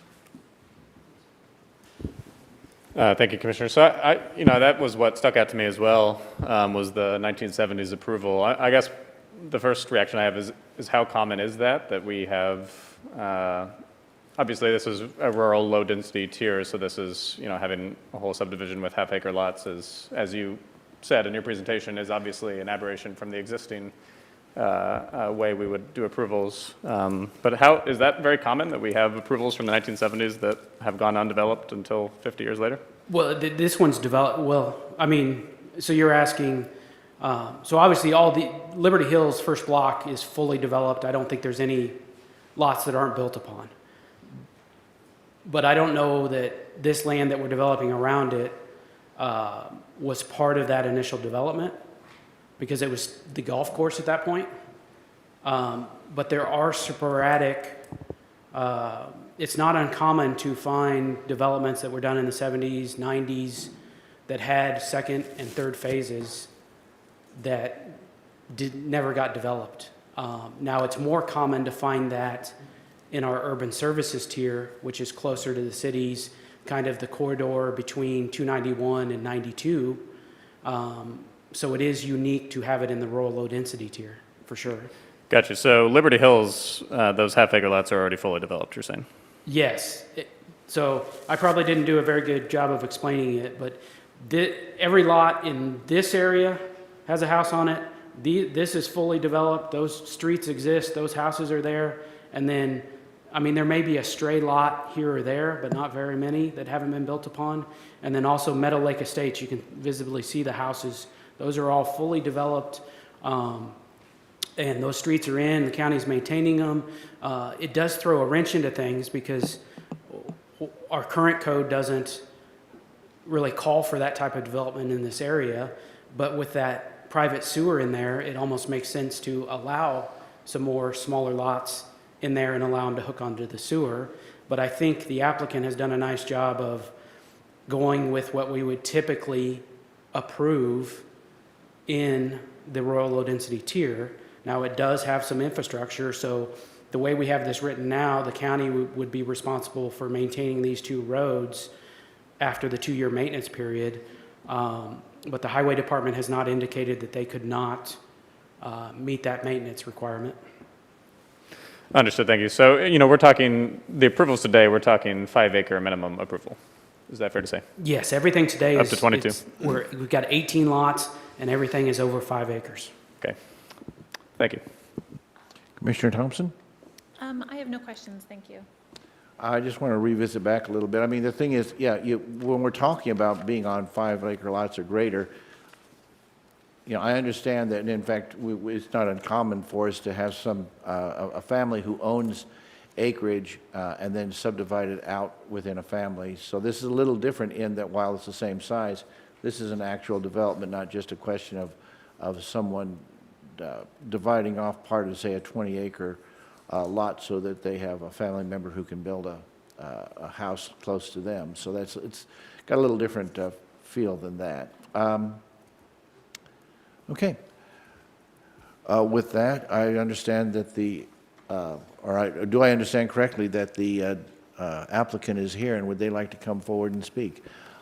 Please do so. And just as a reminder, make sure the light is green, state your name, and speak directly into the microphone. Thank you. Thank you. I'm Robert De La Fuente, Vice President of Star Development. We're here bringing this application. We've worked with KIP's office and then the various agencies, the Water District, Highway Department, Health Department. We've met all criteria and approvals, and we agree to all the conditions that were placed at Planning and Zoning. We held a neighborhood meeting at the end of December, and it was well. There wasn't a lot of comments there that were adversarial to our project. People were sad to see that the golf course was going away, but I think next to a golf course, this fits well, and there's a good market for this type of product. Let's see, we're excited to get an approval to keep moving forward and to get these lots sold. I'm here with our civil engineer, Art Aiken, if you have any questions. Is there any question from the commission? No. And like I say, my main concern has been historically is the smaller, and it's obviously not the development we're hearing today. You have a different thing, but I have concerns that are kind of ongoing. And to tell you the truth, I use this opportunity just to raise the issue again of suburban style, less than an acre type lots, or in that range, which I have concerns about. How far are you guys from the city limits of Liberty, just out of curiosity? Or is that the nearest municipality? We're in Liberty. Mm-hmm. You are in Liberty? We are in Liberty. Okay. So, Commissioner, they are not inside is that not right? city limit. I was just thinking about that. I was going to say we Is wouldn't it not be a Liberty here then, address? would we? Okay, I'm sorry. So they have Liberty addresses. I'm going to zoom out on my map so I can show you the city limits. By my memory, I think it's about 2 miles outside Liberty. Okay. But so you can see the development there, and there is Liberty city limits. And let me do a quick measurement. Yeah, roughly 2 miles. Okay. Okay. Any other questions of the applicant? No? Thank you very much. Are there anyone present who would like to speak on these two issues, 22 and 23, which... Hi, Commissioners. Myron Neth, Liberty.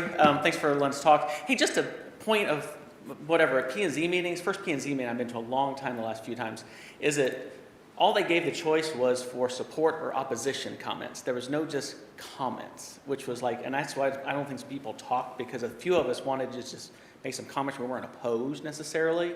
So you might tell the other commissions that might be a good idea. So anyway, we're not really opposed to this. We own a lot of property around this, and especially on Stockdale Road. Probably our concern, which I wish should be addressed a little more, is all the roads. I'm sorry, did you identify yourself at the beginning? Yes, I did, Myron. Thank you. I Okay, did. good. I did. Is all the road entrances on Stockdale and even H Highway. I'm really surprised the State Highway Department approved those. That's not the best corners in the world going on that south side. And then it's one of those things that on most developments, say like Meadow Lakes there right north of them, I mean, there's just one entrance there to all those houses. Same thing with Liberty Hills. You got one entrance, all the houses. And you're adding 4 driveways, well, 5 if you count the main entrance, I think. If I'm right, Kip, is that right? 5 if you count the main entrance. You're counting 5 new entrances in a very short group there on Stockdale Road. Stockdale Road is, I mean, it's a decent road. It's not a great road. And I mean, there's a decent amount of traffic that goes through. I don't know exact traffic flow exactly, but that's adding a lot of traffic coming on and off of Stockdale Road, in my opinion. Because there's just not a lot, if you go up Stockdale Road, there's not a lot of entrances. The only entrances are really on large properties, like our property or large tracts kind of thing. So I guess I'm concerned about the number of road entrances on Stockdale in a very short distance kind of a thing. So that would kind of be my comment. Otherwise, I mean, I will say, given the fact that you've already got Liberty Hills there, you've got Meadow Lakes, that they're high density, this actually fits pretty well. Would we have rather bought the property? Yes. I never saw it up for sale, but whatever, that's fine. We didn't get it. But be that as it may, for what it is, we don't really have any opposition to the type of development. And one thing I would ask, and maybe this would be a question for Kip, and something I heard, is that we had heard that they were going to go match up with the HO requirements of Meadow Lakes. Is that correct? Well, let me go ahead and ask Mr. sorry. Jones. That's My okay, no. Mr. Jones, can you speak to the point Mr. Neff raises? I think that's probably a better question for Robert. We typically require HOA covenants, but it's more up to the developer as to what they put in those HOA covenants. Okay. If you'd like to address that, you certainly are free to. So the restrictions that we're going to place on these lots will be different than Meadow Lakes. They'll be somewhat equivalent, but due to them being 5 to 22 acres, there'll be some differences. We'll require one kind of fence, one kind of roof, no barns, any accessory building will have to look like the main building. So the same architectural features and facade and roofing. Well, I guess, like I said, I guess coming back on that, and I guess maybe you want to circle back with Meadow Lakes, because Meadow Lakes is under the understanding you're going to match up with what they had. And I think that's why some of them were pretty much okay with it. So you may want to circle back with them a little bit, because that wasn't their understanding from some ones I talked to. So anyway, my only concern, but be that as it may, that's kind of another issue. I'm more concerned with all the entrances on Stockdale Road, because it seems a lot of entrances in a very short distance kind of thing. And I don't know what the solution to that is. I'm not necessarily proposing anything, but other than that, we don't oppose it. It's fine for where it is and what it is kind of a thing. So I would just wonder if zoning or someone or the developer might take another look at that a little bit and consider that a little more. So that's... Okay. Actually, my concern really is to do with the more high density. To tell you the truth, I much prefer this to what the existing, and obviously it's already been approved, that I have a great deal of issue with. This feels like it fits more for where we need to be in that area. It's pretty close to the city, so there's at some point the possibility of annexation. But yeah, I mean, the thing is, 5-acre lots are not, they aren't compliant with what we're looking at in the rural areas. It's my real concern is like I say, the higher density ones. That's where my alarm bells go off a lot more. The 5-acre lots, I feel, are a lot more conducive to what we're wanting out there. And I don't know that there would be any plans in the future to try to get a more dense area there. But being so close to the city, I'm sure that area is going to be developed. And if it's going to be developed, it sounds to me like a 5-acre is going to be much preferable to any other alternatives, but obviously we're here to hear opinions on that. Anything further? Anyone else wish to comment on this issue? And Commissioner, can I address the driveway issue? Please do. So we're talking, I measured Stockdale Road from north to south. I think part of what gets lost in here is that these are only 18 lots and it's 140 acres. So that's 2,600 foot of road frontage, and we're only talking 4 entrances. So the difference between, Meadow Lakes all their driveways do come off the new interior streets, but their first 4 lots only have 800 feet of frontage. So this has much more frontage and much fewer driveways. And I will add that both MoDOT and the Clay County Highway Department did review this case and had no objection to this case. Well, and further, I think that you'd mentioned that because it's obviously not high density, that Highway Department didn't feel as though a traffic study was necessary. Do I remember correctly on that? Yes, sir. Okay. Did you have anything you wanted to add? I think the residents of Meadow Lakes, they were more concerned with the price point and what type of house was going to go. These will be $200,000 lots, and the rule of thumb on a house is a fifth of the cost is the lot. So these will be $800 million homes, and the restrictions will be at least equivalent, if not a higher standard than what Meadow Lakes has in place now. We actually did Meadow Lakes as well 10, 15 years ago. So, is there anyone else who'd like to comment on this issue?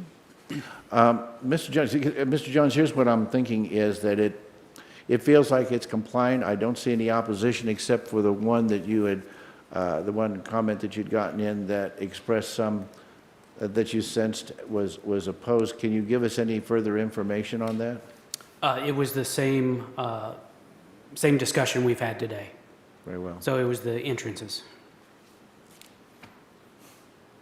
I know, I'm kind of inclined to think about, it does not seem to have that much controversy. I'm inclined to be thinking about consent on this. Can we have a discussion on whether consent's appropriate?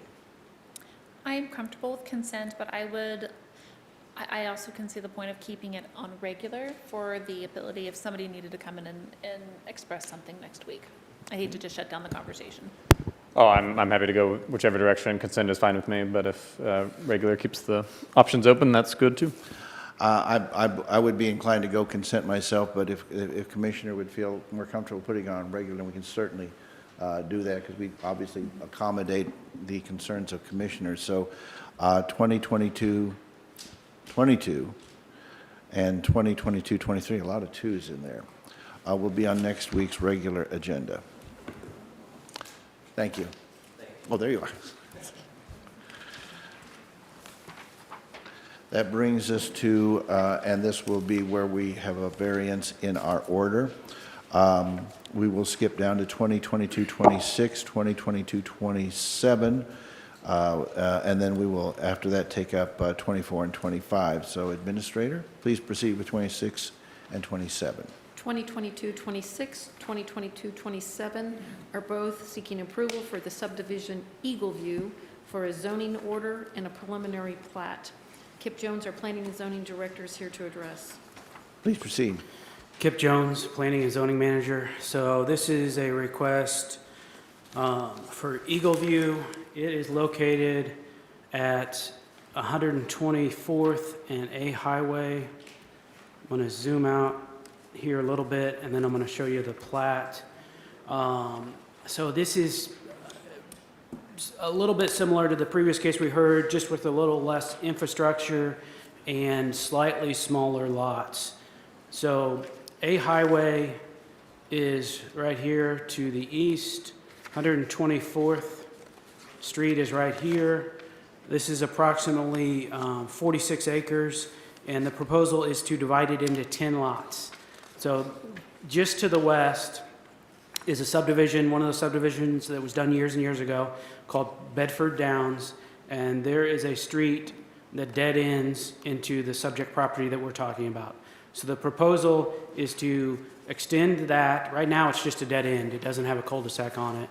To extend a cul-de-sac into this lot that would give access to 5 lots, and I'll show you the plat so it makes more sense. So here is the existing street, here's the cul-de-sac that would be stubbed in there. There's 5 lots off of it, and then there would be 4 lots off of 124th, which is right here, and 1 lot would keep the existing access off of A Highway. MoDOT gave their approval because they did not have to give any more approvals off of A Highway, and A Highway does not have the best access. So this lot right here has an existing house on it. They would either have to have a shared driveway with this lot along the property line, or they could do a new driveway off 124th Street, and then these 3 lots would have access off 124th, and the rest would be by the cul-de-sac that would be stubbed in there. This would go through the same process as the previous case that we discussed. I'm going to zoom in here so you can see lot sizes. So these are a little bit different because these lots are 3.5 acres right here. This one's a little bit bigger at 3.88 acres. There's a larger one at 7.64, which is the one that has the access off of A Highway. And then the ones off the cul-de-sac are in the 3.5, 4.5, 5.5, 6.5 range, and another roughly 4.5. So all bigger than 3, all smaller than 7.5. This one is a little bit different because it's located in the urban services tier, and the primary use in the urban services tier is residential and non-residential development at urban density. The urban services tier allows suburban and urban density on municipal level services with greater than 4 units per acre. This proposal is for each of these lots to be on a septic system, and we'll talk about that more here in a minute. These lots to the west are a little bit smaller, and we'll talk about density here in a minute too, but these are in the 2 to 3 acre range, and they are also on septic systems. There is not an enclosed sewer in this area. This case was also noticed in the Courier Tribune, and adjacent property owners were sent certified letters. It has the same 5 rezoning criteria that any rezoning case has, which review and decision-making bodies should consider those rezoning criteria with each application. Those start on page 1 of the transmittal. This is a unique case for us because typically our current code, the infrastructure section of our code, requires that you have 5 acres to have a septic system. So this is section 8.3 of our land development code, and the proposal for the zoning for this subdivision is RU zoning. RU zoning is our current standard for lots that are between 1.8 and 5 acres. So with some of these lots less than 5, we could not use the R5 zoning. We had to go down to RU zoning, and if you see in the infrastructure requirements, it says central system or package plant. There is not a central system or package plant in this area. So the applicant is proposing a septic system on each lot. The unique thing is that both the Clay County Public Health Center and Missouri Department of Natural Resources allow septic systems on lots that are 3 acres and greater. So if approved, they would have approval from both the health department and MDNR on allowing septics on lots that are smaller than 5 acres. Staff recommended denial to the Planning and Zoning Commission on this case. However, the Planning and Zoning Commission voted to add a condition requiring the applicant be approved for a variance to allow those individual septic systems, and then they voted to approve. So we'll talk about why staff recommended denial a little bit more here in a minute. But P&Z basically added a condition and then recommended approval. This would go through the major subdivision criteria as well. Even though it has just this little cul-de-sac, they would still go through the same process that we talked about with the previous case. They would have those construction plans and come back with the final plat application as well. I do want to show, we have a density chart. So we looked at some of the surrounding subdivisions and looked at this proposal to give you an idea of how this stacked up with the previous subdivisions. So a lot of these subdivisions, again, were done in the 60s, 70s, 90s, and it gives number of lots, total acreage, and then acres per lot. And Eagle View is the second largest acres per lot. So it's larger than a lot of the surrounding area. Now that is just looking at subdivisions in the area. There is some large acreage, like there's 140 acres across the street. So that's just considering the other development that's in this area.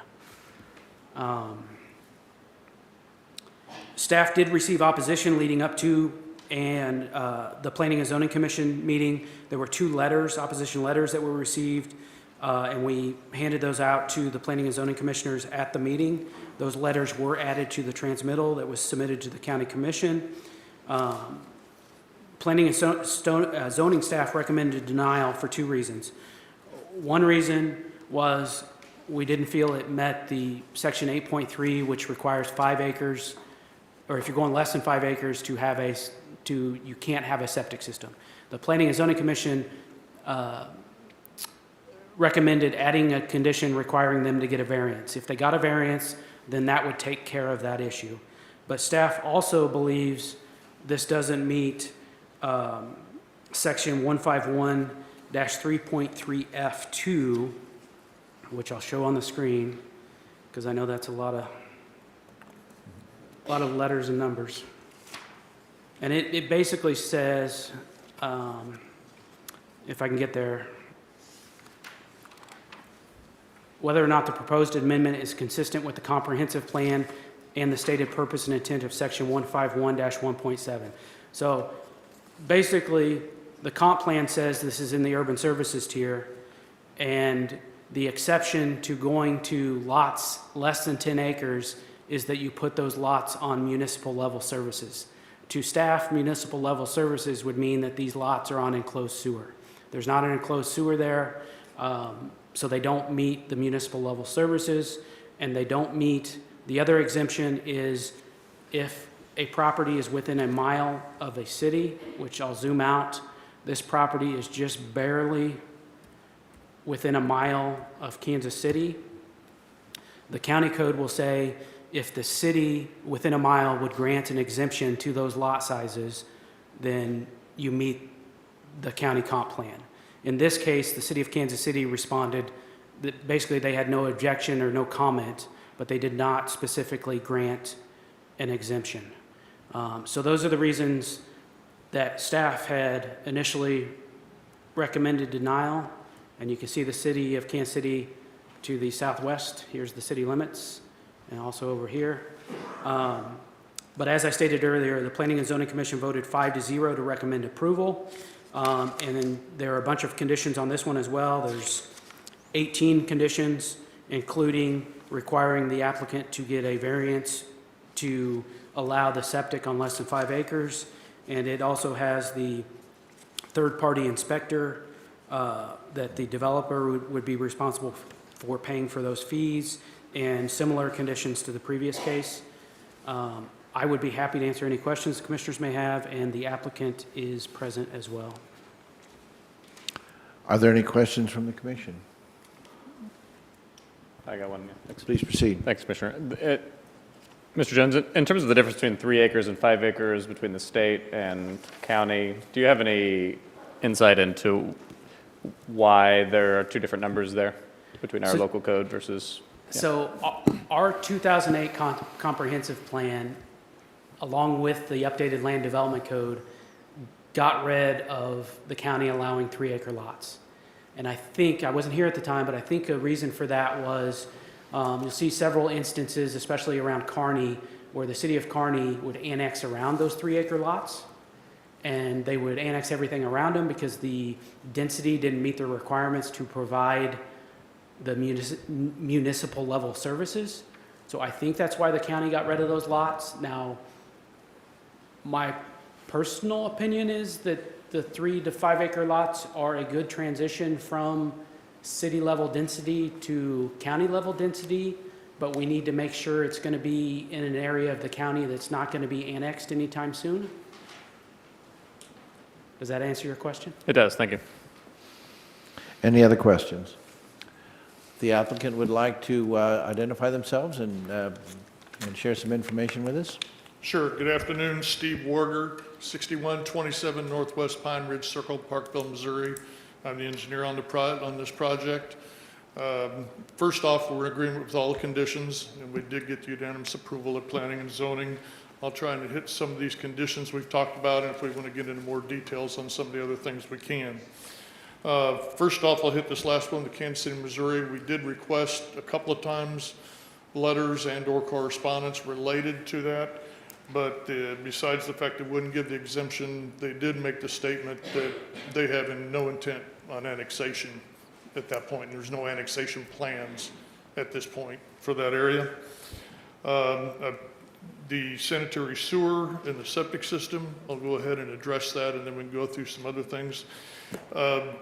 We knew coming into this that you had the limits between the 5 acres. It had to be 5 acres to get the septic, or you couldn't do that. A lot of times on the size of the lots, it's based on the fact that you have room to be able to add a septic system if the one fails. And I think one of the neighbors was concerned about a failure or contaminating the stream. So when we went forward this, we hired a third-party person to do a geomorphology report, which basically is to go out and investigate with borings. And what we did is every lot here, we dug 2 holes and made consideration for the initial septic system and then for an area for the replacement system, so that we didn't have just one area that worked and then you didn't have something in the future that would work. That report showed that 3 acres or less, and they qualify it based on different sizes, 3 acres or less. We sent that to the county health department, and they came back and said that our reports, based on, we'll have to have an actual design, but our report, the geomorphology report, they were in agreement with, and they were in agreement with the 3 acres less per their, or 3 acres or above per their requirement. We also sent this to the Missouri Department of Natural Resources, and I've been doing this a long time, and I didn't know until a couple of years ago that Missouri Department of Natural Resources will go out and look at this. There's 2 phases when you go to the MDNR. One is where they do the geologic and hydrologic evaluation, and then there's another one where another guy reviews all the information and then comes up and gives us a letter stating that they're okay with a certain size lot. The result of the geologic and hydrologic report from MDNR said you'd have to have a minimum of a 0.92 acre lot. So they would let you go down to just under an acre lot, and they said that the property and the soils were adequate for that. We have gotten a draft report from the other entity within MDNR. We just haven't got the final yet, but we anticipate that anytime very soon. And with that, it did come up at the last meeting that we go to the BZA, and we plan on making our application, which I believe is due the 24th on Monday, to go to the BZA for the February meeting. A few other things, that's our sewer and where we're at on the sewer. So it's not like we're just trying to ask for it. We've taken the steps to get through and get those approvals and trying to get them before these meetings. Other concerns were, I know from some of the neighbors, water pressure. We've talked to the district. They said they could extend it. They told us they've got 70 PSI at this location, which we've all been through some that aren't anywhere near 70 PSI. So that's pretty good pressure in the area. We also presented, as you can see on that, there's the trees, and we have a preservation easement that we took to the limits of the trees and a little bit beyond. And it actually goes beyond the stream buffer that is required along the creek that's there. And we also extended the preservation easement 25 feet along the westerly boundary line with our neighboring properties, so there would be a preservation in that area. So it's not like we're going to come in and denude the whole property in that area based on where our neighbors are at and trying to be good neighbors with that. On the driveways, 124th Street, County Highway Department had a little concern because of topography, so we're going to have certain areas on some of those lots to limit the driveways where the site distance is correct. And we did get MoDOT's response, as Kip had alluded to, that they were approved there. So with that, if you have any other questions, I'd be happy to answer them, but I think that covers the highlights of what was discussed. Are there any questions of the applicant? No, thank you. Thank you. That's good.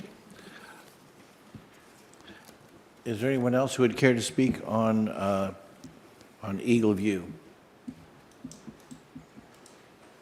Okay.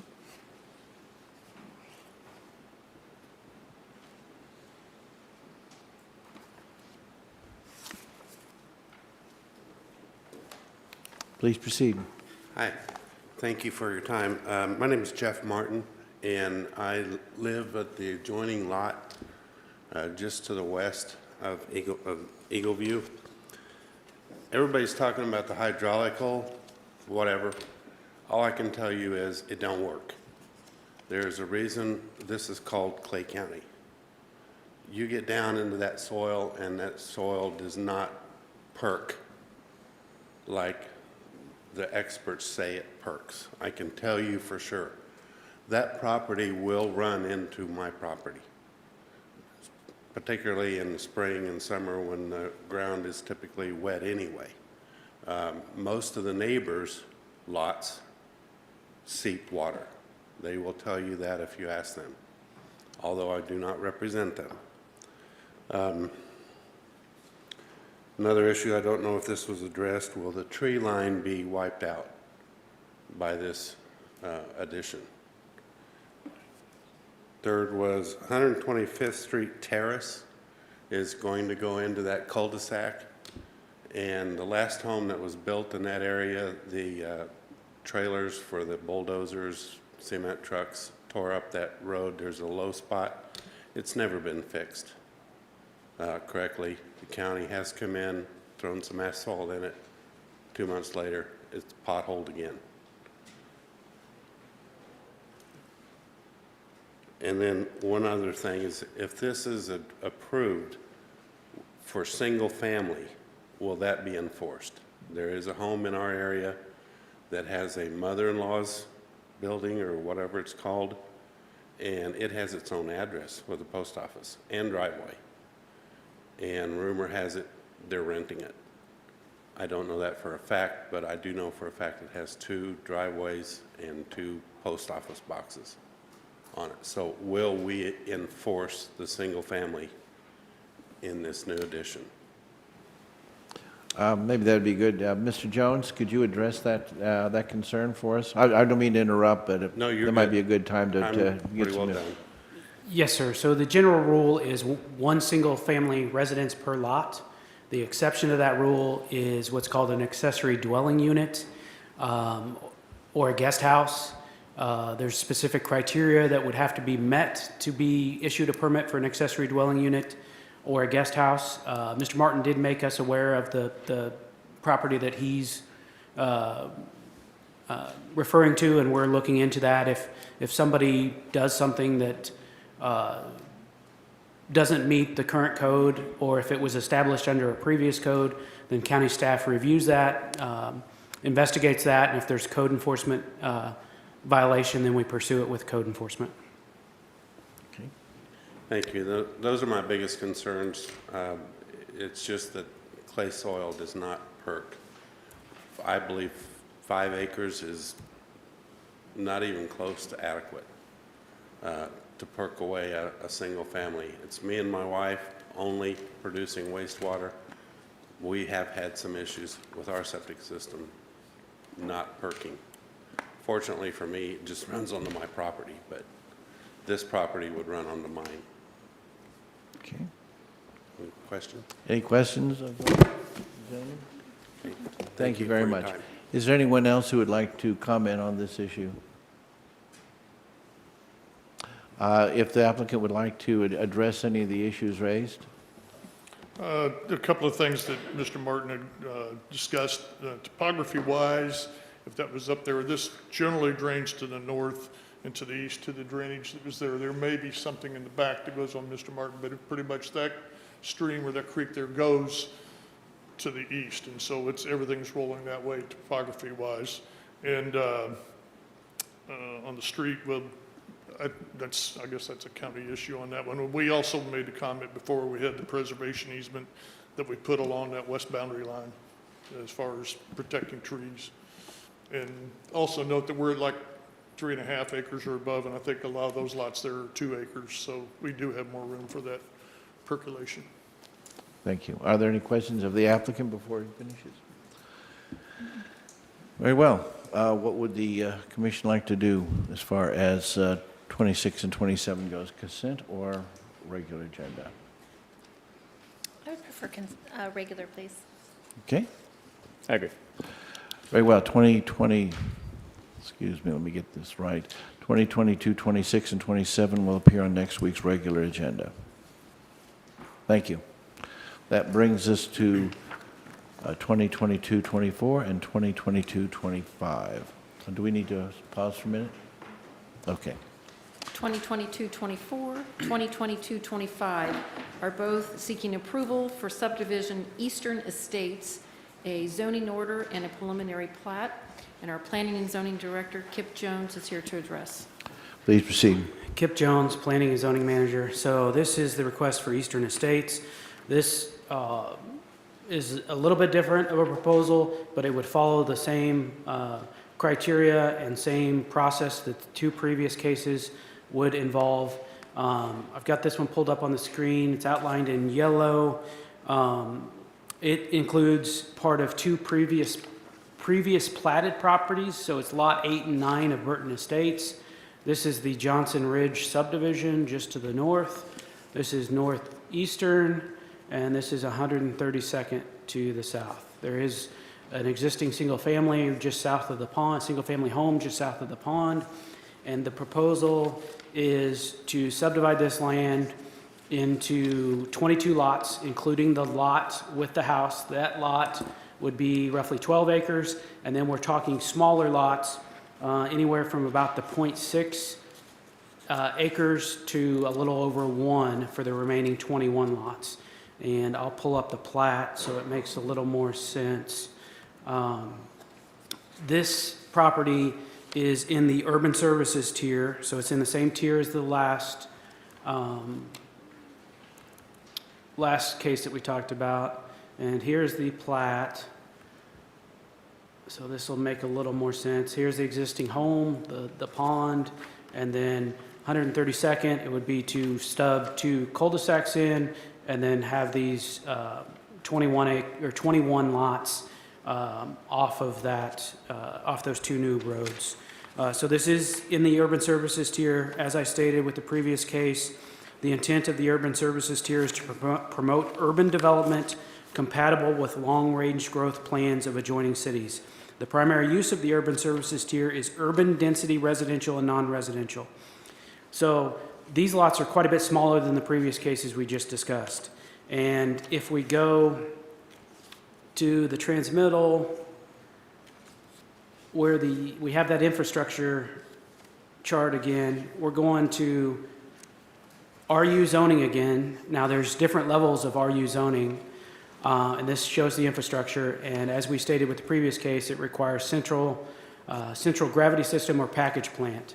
So with this proposal, Johnson Ridge, the existing subdivision, has a sewer plant right there. And the proposal is to add add 21 of the lots onto that existing sewer system.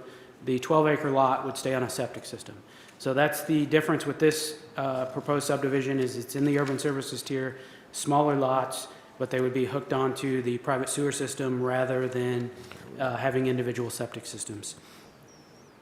This case was also noticed in the Courier Tribune, and adjacent property owners were sent certified letters. Has the same 5 rezoning criteria, which are on page 1 of the transmittal. Outside agency approval. Highway Department made some comments, stated that no traffic study is required.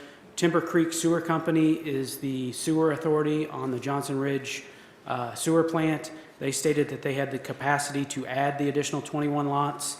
The Water District has basically said that they can supply water. The developer will need to extend the water line into the subdivision. And this is served by the Smithville Fire Protection District. They sent some comments about the hydrants, and hydrants would be required for this subdivision. It goes under the major subdivision section as well, which has the 2 criteria for the preliminary plat. I want to show you a density chart on this one as well.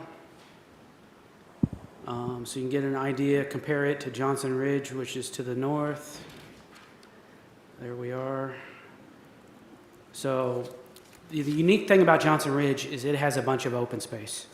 It was done as a conservation district, which is a different tool out of the Land Development Code.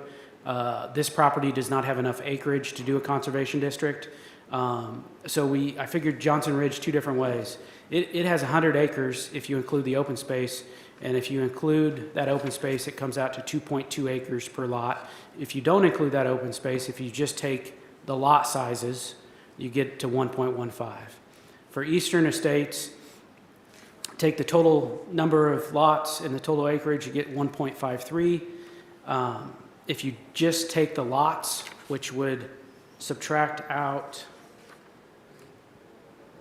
this tract, which will be for stormwater if this is approved.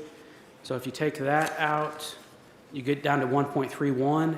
And if you take out lot 22, which again is that large 12-acre lot, so if you take that out and just figure all the smaller lots, then you get 0.79 acres. So I wanted to give you a perspective on all those different scenarios. So, again, I'm not going to touch everything in the staff report. Staff did receive opposition leading up to and during the Planning and Zoning Commission meeting. Had a large number of folks who opposed this proposal. Bunch of different things were discussed, including traffic, safety of roads, stormwater, lot sizes, condition of existing roads, basically how this proposed subdivision would change this area of the county. And then we also had several people who spoke in favor of the proposed subdivision, that they feel Eastern Estates would be a good subdivision for unincorporated Clay County. Staff had initially recommended approval to the Planning and Zoning Commission. The Planning and Zoning Commission voted 5-0 to recommend denial of the rezoning and preliminary plat. However, if the County Commission votes to approve, staff would recommend that you approve with the conditions that are shown in attached or Exhibit A. And there are 15 conditions similar to the first two cases. I would be happy to answer any questions the commissioners may have, and the applicant is present as well. Thank you. Could you give me that vote from the Planning and Zoning Commission again? It was 5-0 to recommend denial. That's what I thought. Are there any questions, Mr. Jones? I have one question. I think it's just more for my visual. Mr. Jones, can you pull up the map again and show me the lot sizes of the surrounding property? Can I get a full view of what's happening around the area? Yes, let me get this out a little bit. The lot sizes for Johnson Ridge are, most of them are around 1.13 or 1.2, but like I stated earlier, that doesn't include the open space. And when I zoom out here a little bit, you'll get to kind of see that open space. And you can see it here a little bit. This is all open space in behind here that aren't included in the lots. And then these two lots were originally part of Burton Estates. So this is Burton Estates here. These are all 10-acre lots in this area. Larger, 72 acres there. We got some 3-acre lots here. Stevenson's across the street is 40-ish acres. Then we got a 4-acre, so it's kind of a mismatch. This is another one of those that Commissioner Carpenter asked about. This was supposed to be a second phase of Johnson Ridge over here, so it's still large acreage, but has never been developed. And then to the south, you've got some subdivisions that are in the 3-acre range. Would you like me to go wider? No, I think that's good. I just want to make sure. So most of them are like in the 3 acreage range, and then the ones that are proposed here, the average lot size was little, right? Yes. Where's my notes? Depending on how you look at it, 0.6. one. And you see that a lot around unincorporated Clay County because the county must have gone big with the 3-acre lots at one point because those 3-acre lots are spread throughout the county. So you see a lot of that was done under previous regulations, the 3-acre lots. Okay. No other questions, thank you. Mr. Jones, on the proposed lots, could you give me again, a rough, I think Commissioner Thompson kind of got alluded to that, but yeah, can you give us an idea of what those lot sizes are going to be? Yeah, they blow it up enough where we can see it. I think the smallest was like 0.6, I think is what it is. Is that big enough there? Yeah, so they're under an acre each generally? Yes, I think there may be 1 or 2, and I'll scroll down here that are over an acre, but 0.9, 0.7, 0.7, 0.7, 0.7, 0.8. There's these two are a little over an acre. And then let me scroll this way. 0.66, there's one over an acre. You have the open tract there. So anywhere from about 0.66 to an acre, and then you have the 12-acre lot with the existing house as well. Yeah, and that's when we talked about a previous issue, this is the kind of thing that I'm really concerned about, not the 5-acre lots, but these small ones. The 5-acre lots are consistent with what we have. I've got a lot of issues with again, this is a suburban type development. It doesn't And fit, it's, doesn't fit the area. yeah, it really creates a lot of problems in my mind. It really does. And the unanimous vote of the P&Z does kind of certainly more than give me pause. All right, any other questions of Mr. Jones? If the applicant would like to come forward and speak, certainly this would be a good time to do that.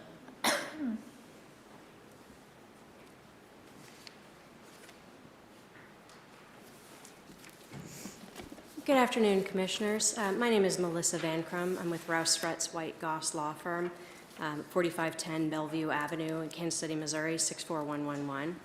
I represent the applicant, Mr. Richard Gherkin, who lives on the property that is subject to the applications to me that are here today.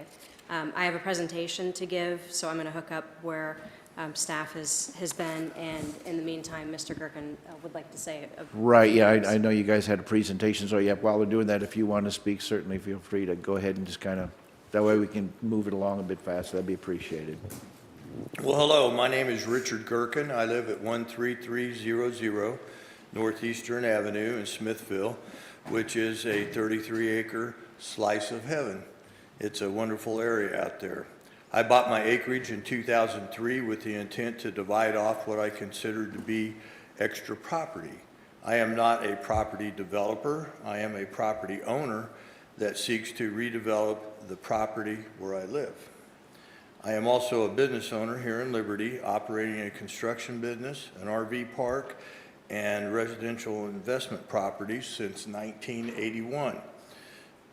I'd like to thank Clay County Planning and Zoning staff, Art Aiken with AGC Engineers, Jim Bowers, and Melissa Van Crum with Rouse, Fretz, White Goss, Gentile Roads, attorneys for their help in the creation and promotion of my Eastern Estates project.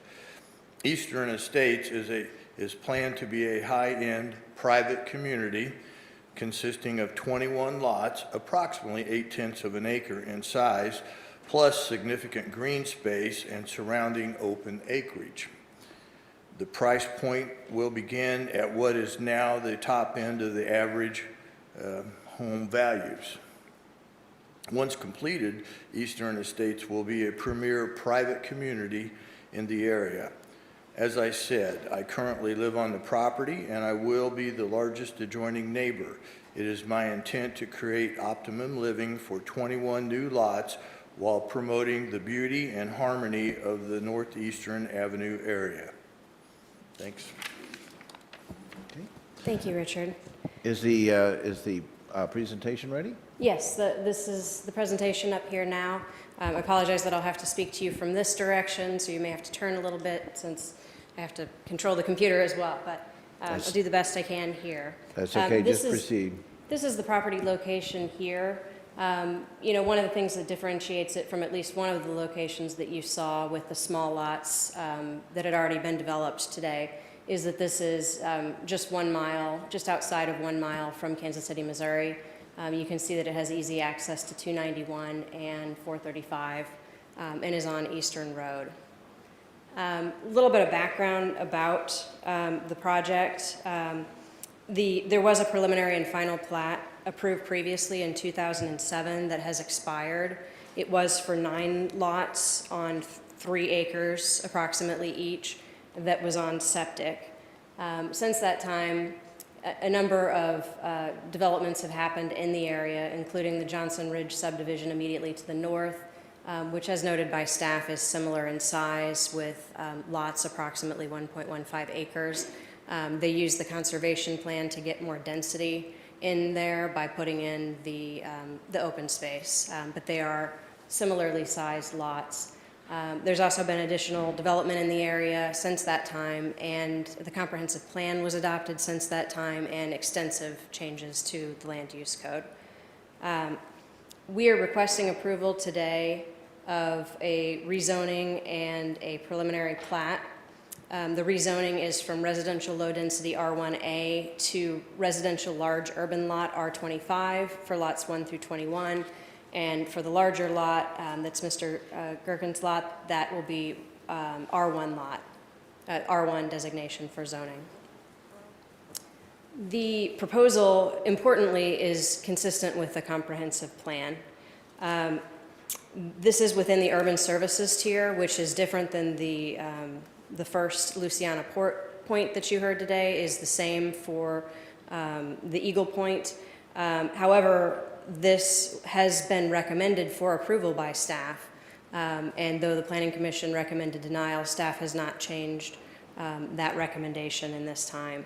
And the reason that staff has done so in part is that they believe it is consistent with the comprehensive plan. There's a quote from the staff report up there that it's due to the fact that there are municipal level services and it's connecting to the municipal level services. So that's one of the main differences you'll see than the previous proposal that you just heard, Eagle Point, where staff recommended denial because it did not have municipal services to connect to.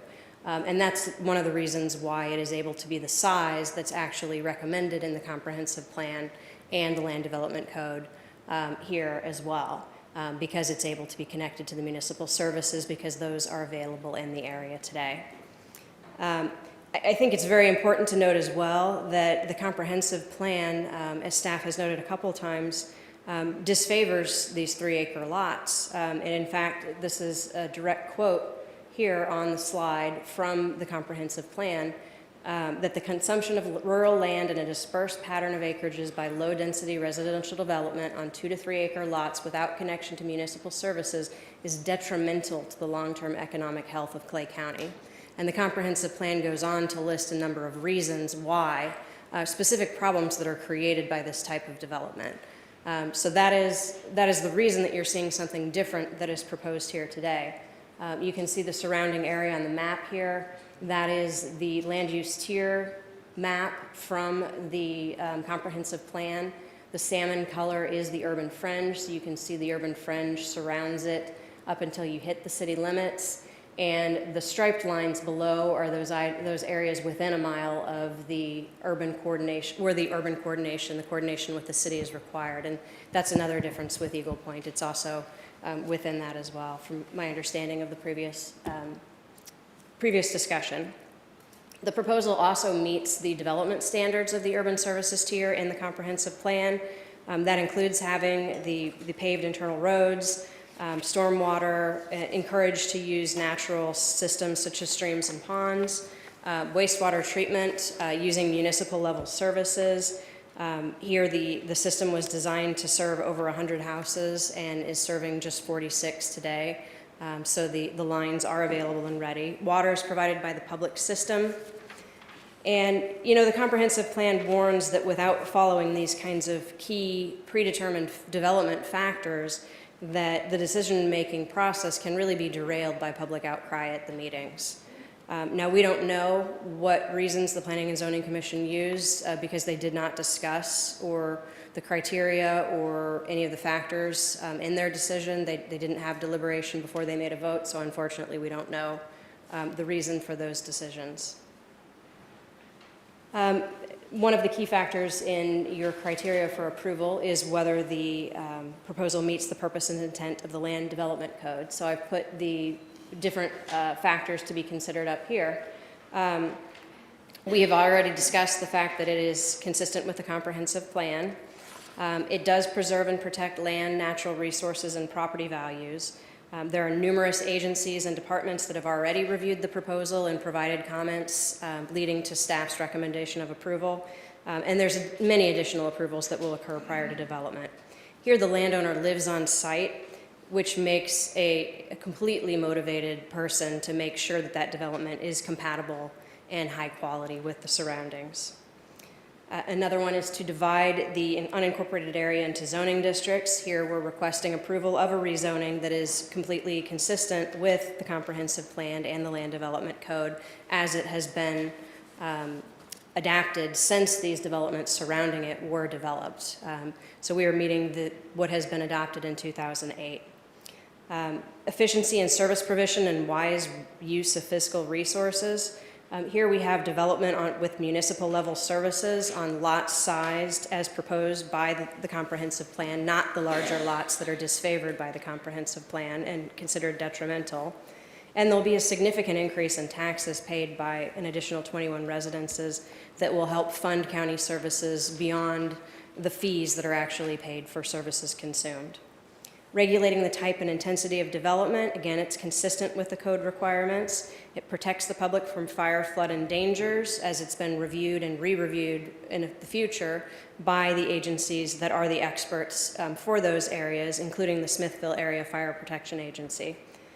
It is protective of natural resources and agricultural land by providing development within or just outside 1 mile of a city. It is adjacent to existing residential developments with municipal services. It will preserve open space, clean air, groundwater recharge, and wildlife because it is not scattered development, but it's code-compliant development that will, again, be reviewed and re-reviewed by the agencies. It directs timely development of Clay County. Mr. Rucker, a real estate broker in the area, testified at the January hearing that there's currently just a 1-month inventory of housing available in Clay County, and the demand for this specific type of housing is very high. At the same time, there are currently planned and under construction projects that will produce over 6,000 new jobs in the county in the next 4 to 5 years. With this in mind, demand will remain high for this type of housing, and this housing will be needed. Adequate light will be ensured with lots of this size. You have Johnson Ridge, for one, elevated on a ridge to the north, and these are certainly lots that are sized far large enough to allow that, and it does not discriminate. And here you'll see the criteria for zoning approval. The proposal meets the changing conditions in the area with the development surrounding it. It's consistent with the size of Johnson Ridge to the north and development that's to the south within 1 mile of Kansas City. It helps support the demand for homes that is in turn supporting the economic development that is so crucial to Clay County. It is also consistent with the comprehensive plan and zoning code as we've discussed in the previous slides. Again, the plan was adopted in 2008 and the code has also been amended since the prior plan, and most of these other lots were approved and developed. The proposed development is compatible with surrounding uses and zoning. The adjacent uses are also residential single-family homes on similarly sized lots in Johnson Ridge, consistent with the comprehensive plan, which means that development in the future in this area is likely to be similar, since that's what the county has dictated through the comprehensive plan that it desires. The appropriate agencies for sewer, water, fire, roads, and planning have all responded positively to the development and to the ability of existing services to support it. And despite what you may hear today, this development will not provide significant adverse impacts to property in the vicinity or to the environment. Other development has occurred in the area that was objected to by neighbors, and now some of those newer neighbors to move to the area will raise some of the same objections about this being detrimental. It is a residential development proposed adjacent to compatible residential development that is consistent with the comprehensive plan and land development code, which are both designed to avoid or mitigate such impacts. This is likely why staff recommended approval. There is additional open space buffer and landscaping that will further limit the impact. This is the preliminary plat. As noted, you can see the green space that's around the exterior. Here, that green space is an open space buffer that has been provided to help mitigate the impact to neighbors. And you'll also see that the tract A, where the dry detention is proposed. The access is proposed, the only single access that is proposed is 132nd Street. That's the only new access point there, which the Highway Department has said is a good, clear sight distance. And you can also see the larger lot that includes Mr. Gherkin's property in the northwest. This is the grading and erosion control plan that shows how certain development is planned within the existing land. And just to touch briefly on some of the items that I believe you will hear today, the concerns that have been raised previously. There has been a neighborhood meeting. It was held on December 15th at Conrad's Restaurant, and there were approximately 12 neighbors in attendance. Staff's talked to you about the letters and testimony of neighbors. But I'd like to emphasize that these very issues that are being raised by neighbors are the same ones that have already been reviewed by the city's or the county's departments and agencies in depth, and that are the experts in these particular areas, and the development has been found to meet the requirements with additional approval that will come. The density is consistent with the comprehensive plan and the adjacent neighborhood. The average lot size is not drastically different than Johnson Ridge, as you can see in the picture there of Johnson Ridge. The green space buffer surrounding the property will add to that to help it fit into the neighborhood as well and help mitigate any kind of impacts there. Staff has recommended a condition of approval that we are in agreement with, as we are with all recommended conditions of approval, that is to add landscaping on the north and west sides that would further help mitigate any impacts to the neighbors there. Neighbors have raised concerns that a revision to the plans could add lots because the zoning district could allow a higher density, as the comprehensive plan would as well, rather than the basically 0.8 average per acre. But that would require additional county approval. That change cannot just be done in a vacuum. And again, the applicant lives on the property and is certainly motivated to ensure that this is a compatible development. Traffic, a lot of traffic concerns have been raised about existing traffic. The Clay County Highway Department has reviewed, and you can see a number of things that were stated by the Highway Department, including that no traffic study was required. So the Highway Department, the agency responsible for reviewing these concerns, clearly did not feel that the addition of these 21 lots exacerbated the existing traffic conditions enough to even look at a study, much less to have, those level of concerns that would necessitate a denial of the application. There is a preliminary stormwater mitigation plan that's been provided, and a final stormwater plan will further be provided that gives additional details. These circles show the areas of the watershed that currently feed into the wet detention, and that would be expected to feed in potentially to the dry detention. But further details will be fleshed out as the construction plans are submitted, and additional approvals from the Army Corps of Engineers and through the Stormwater Pollution Prevention Plan. Wastewater, a lot has been made of the wastewater issue. Timber Ridge manages a sewer plant that is currently operating. It is serving the Johnson Ridge development. It was intended to serve dramatically a larger number of houses than it is today. There's very few houses that are attached to it today, and they have made it clear that they have the capacity. The connection, as I can show you here, the red lines here are the existing lines that go through Johnson Ridge. The green is where additional lines would be run, and that is within an existing utility easement. So it is something that is not a complicated or unusual thing to do. It's actually what the county favors in terms of its policies to have the connection to that central municipal level service. That the agency itself, which is an agency, this Timber Creek Sewer Company is an authority that was chosen by Johnson Ridge's developer initially, has been approved by the Missouri Department of Natural Resources, is licensed and regulated by a number of different entities to ensure compliance. Again, the Water District has said that they can support it. They've provided comments, and additional Water District approval will be required. We request your approval of the rezoning and preliminary plat. We agree with the staff's recommended conditions of approval, and we're happy to answer any questions that you may have. Are there any questions from the commission for the applicant? No questions, thank you. Thank you very much. You're welcome.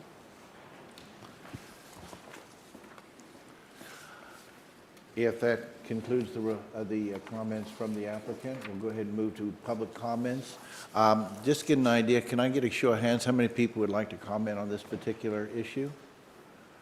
Okay, there seem to be a decent number. So what I'd like to do is, if you could line up over there, that would be great. That way, you don't have to wait until the one person is finished and the next person get up and walk all the way over. Just, go ahead and form a line over there, like against the wall that has the occupancy sign on it. And then as you come up individually, you'll be recognized to speak. The other thing that I would request is that I want to hear everything, what everybody has to say, we all do, but if they become repetitive, if you could just kind of give us, another take on it, or even to the point of saying, that you agree with the point made by the previous speaker, that would be helpful. Okay, we're just checking our battery on the recorder. Yes? Wouldn't you want the one speaking in favor to speak first? Or I don't know if there are anymore. Wouldn't you want them to speak first? Are there any in favor? Pardon me? Okay. Yeah, I didn't get the sense there was that kind of a division. But anyway, yes, if the lady in the tannish colored sweater would like to start. And once again, just as a reminder, please identify yourself and speak directly into the microphone. Okay.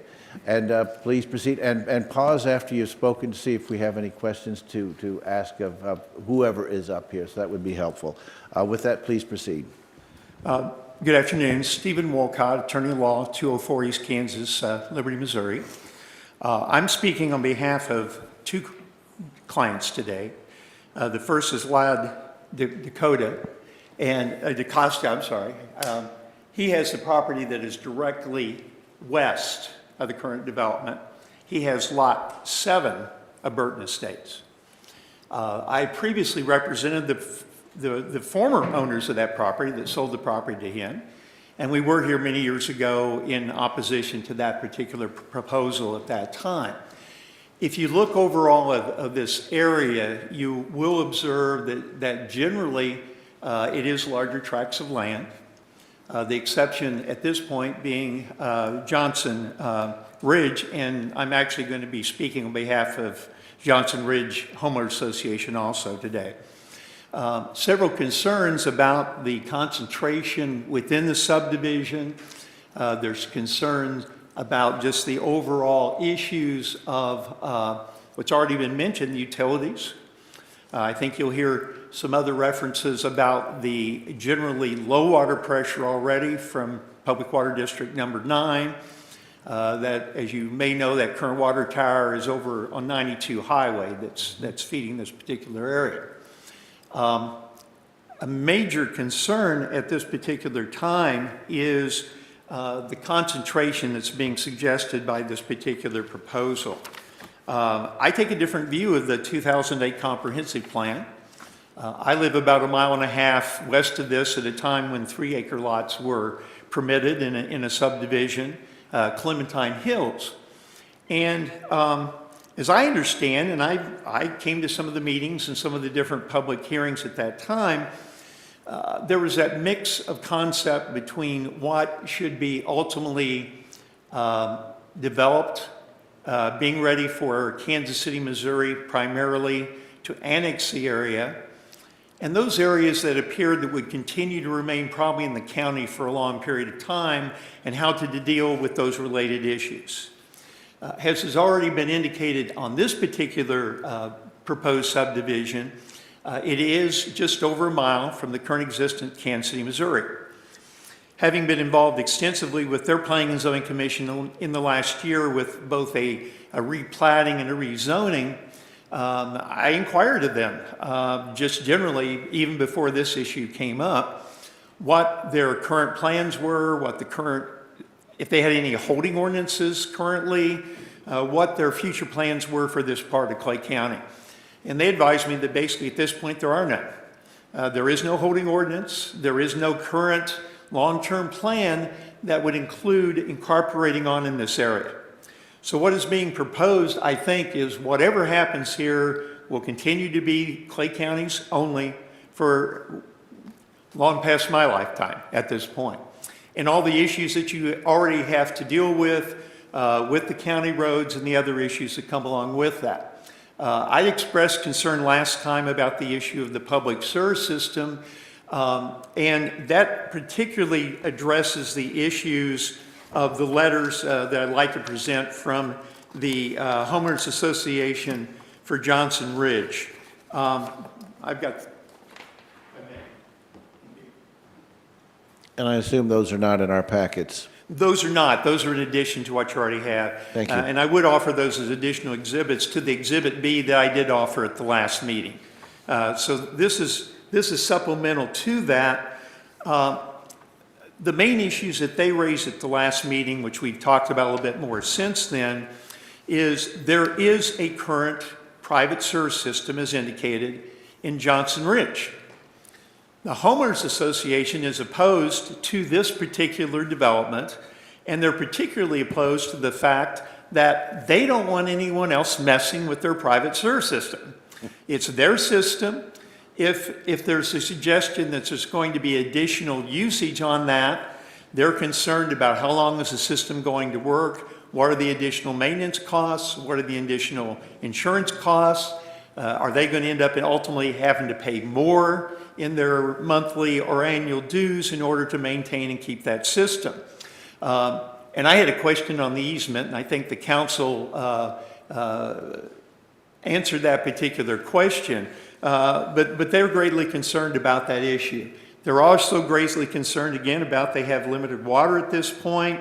Having been involved with some private sewer systems in the past in Clinton County and Parkville area, as the commission knows, if that fails, that becomes the issue of that particular subdivision. It's their problem, it's their expense, they're going to have to deal with that.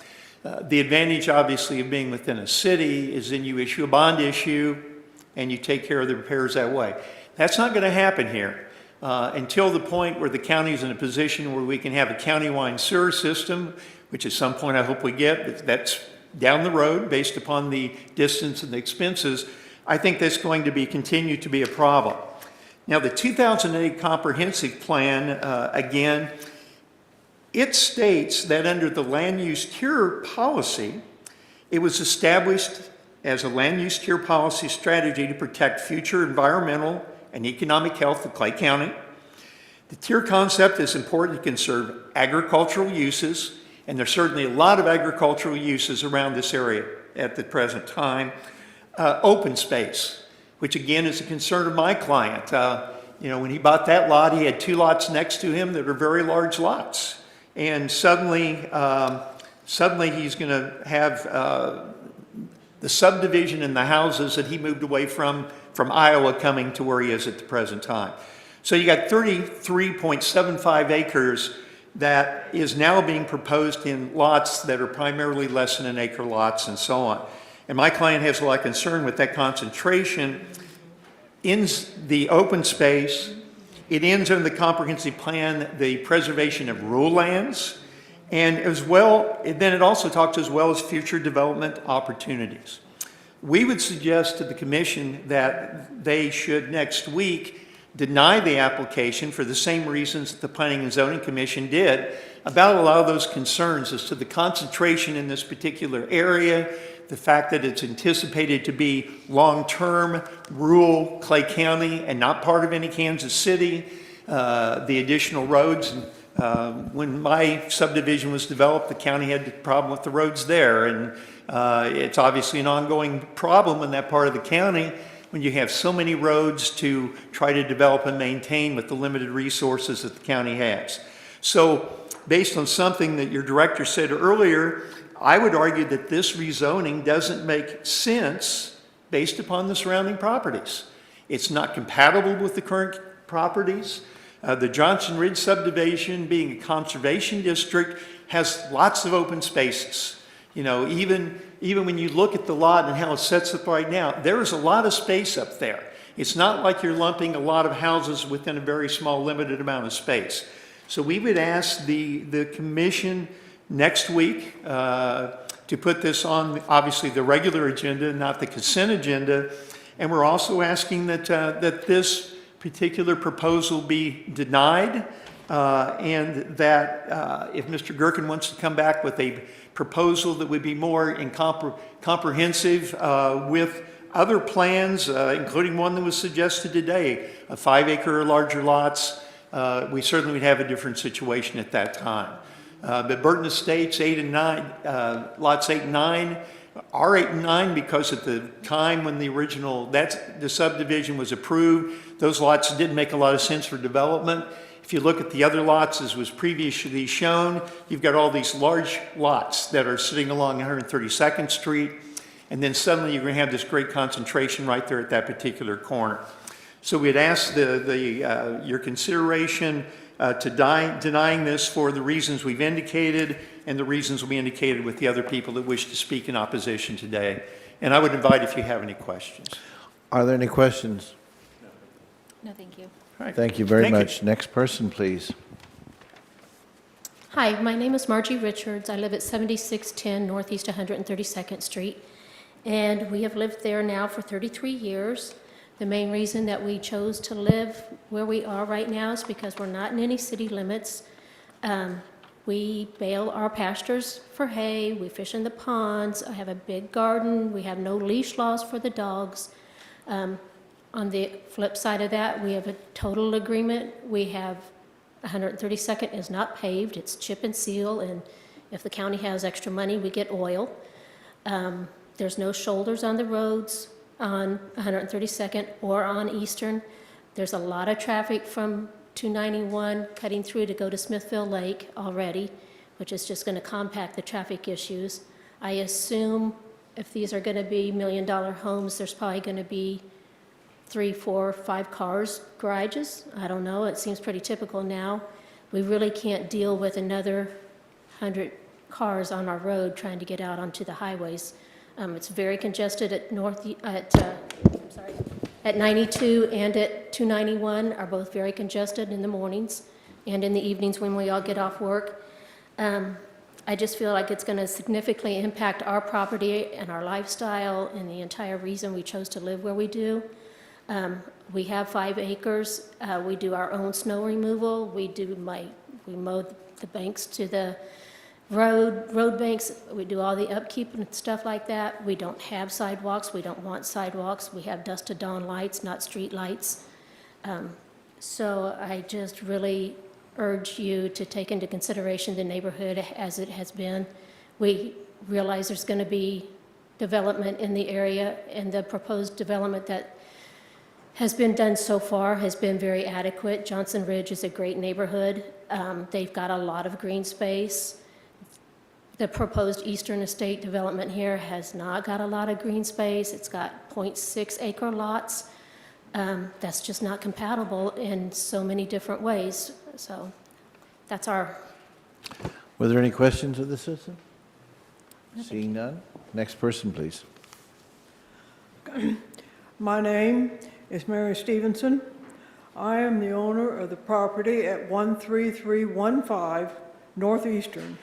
It was a 50-acre tract of land directly east, just across the road from the property you are considering. We are the next-door neighbors to what is identified as Eastern Estates. As such, we speak as the ones most directly affected by the changes that may result from your deliberations. As a family of 6, we moved to Eastern Road in 1969. It was a rural area of open space, large tracts of land, enjoyable country living. But changes came as we knew they would. So, with much planning, discussions, meetings involving many people, the Eastern Road Corridor has developed as we now know it. Cary Hills, Ballybrook, Johnson Ridge. They're all comfortably sized residential areas of rural character, nearby companions to farms, small hobby ones, as well as quite large ones. Now comes this rezoning request to allow creation of an RU-25 residential urban large lot district consisting of 21 lots on 33 acres. The title of this district strikes me as ironic, since the practical effect would be to create individual lots smaller than any others in the area.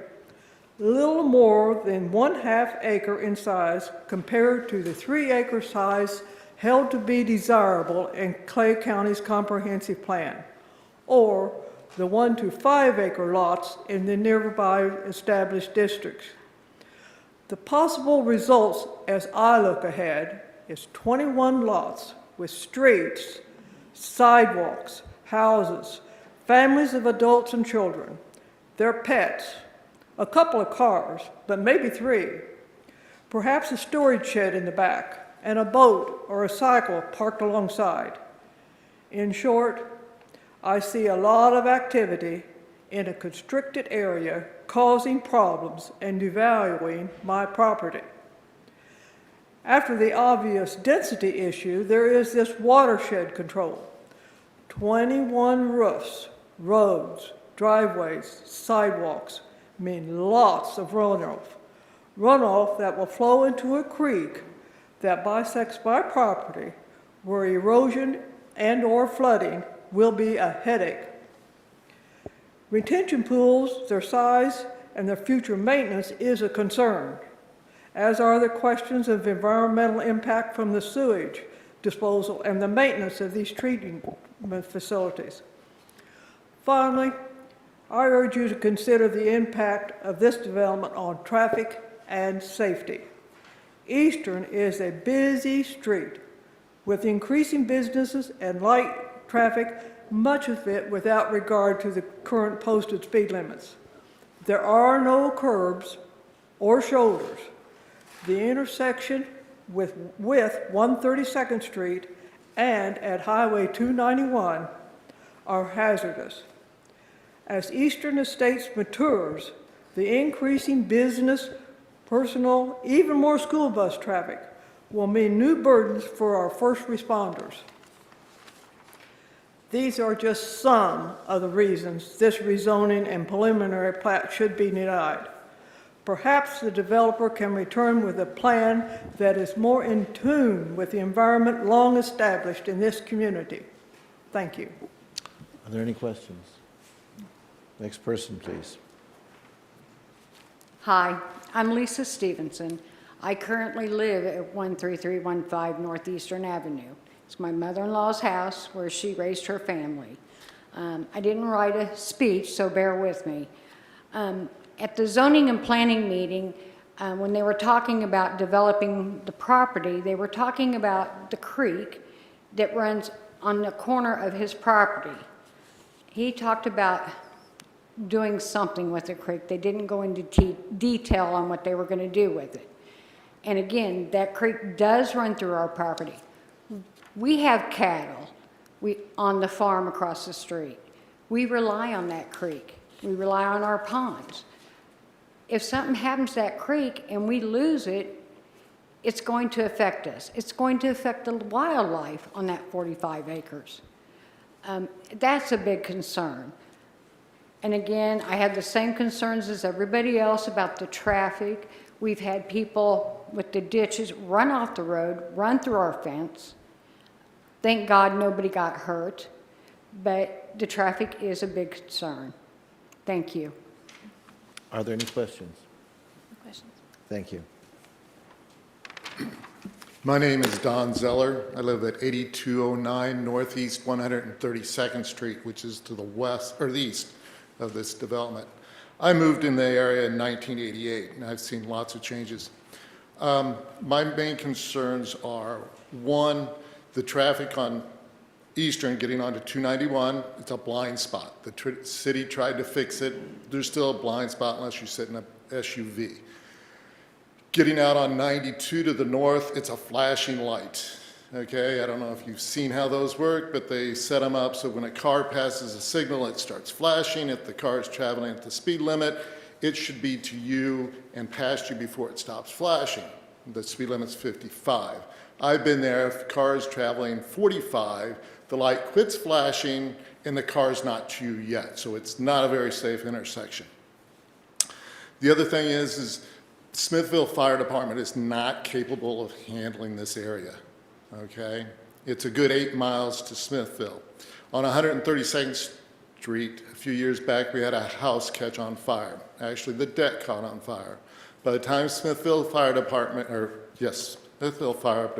got there, the house was a total loss. They were just trying to maintain it, called in Kearney to come and assist because they were afraid that the houses on either side may catch on fire because of sparks. Those houses sit on 3 acres. If it was on this property, most likely the house on either side would be burning as well, okay? You just can't get 8 miles that fast to put out a fire. And this one started outside the house and moved inside. The other thing that is very concerning is it dumps out onto 132nd Street, which gets a lot of traffic already, and as it's been said, it's chip and seal. We'd love for the county to put blacktop down, okay?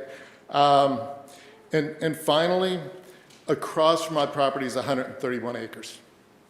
Been approved for 3-acre tracts back when Cary Hills and all those were done. It's owned by an LLC. I'm not into law or anything like that, but if that LLC is owned by a female and they decide to shrink to this size lots and you deny a female LLC what you approved for this gentleman here, I could see a lawsuit, correct? In today's world, that's what happens. You allowed that gentleman to do it, but you won't let me, okay? So, and I don't want to see this size lots on 131 acres. I don't think the county can handle that. The infrastructure can't handle it, okay? So I'm looking to the future. I'm not opposed to development, but I am opposed to a city block being put out in the middle of the county where nothing matches, okay? Thank you for your time and for all the work you do. Are there any questions? No question. Thank you. Thanks. Next person, please. My name is Mike Cash. I live at 6624 Northeast 134th Street in Johnson Ridge.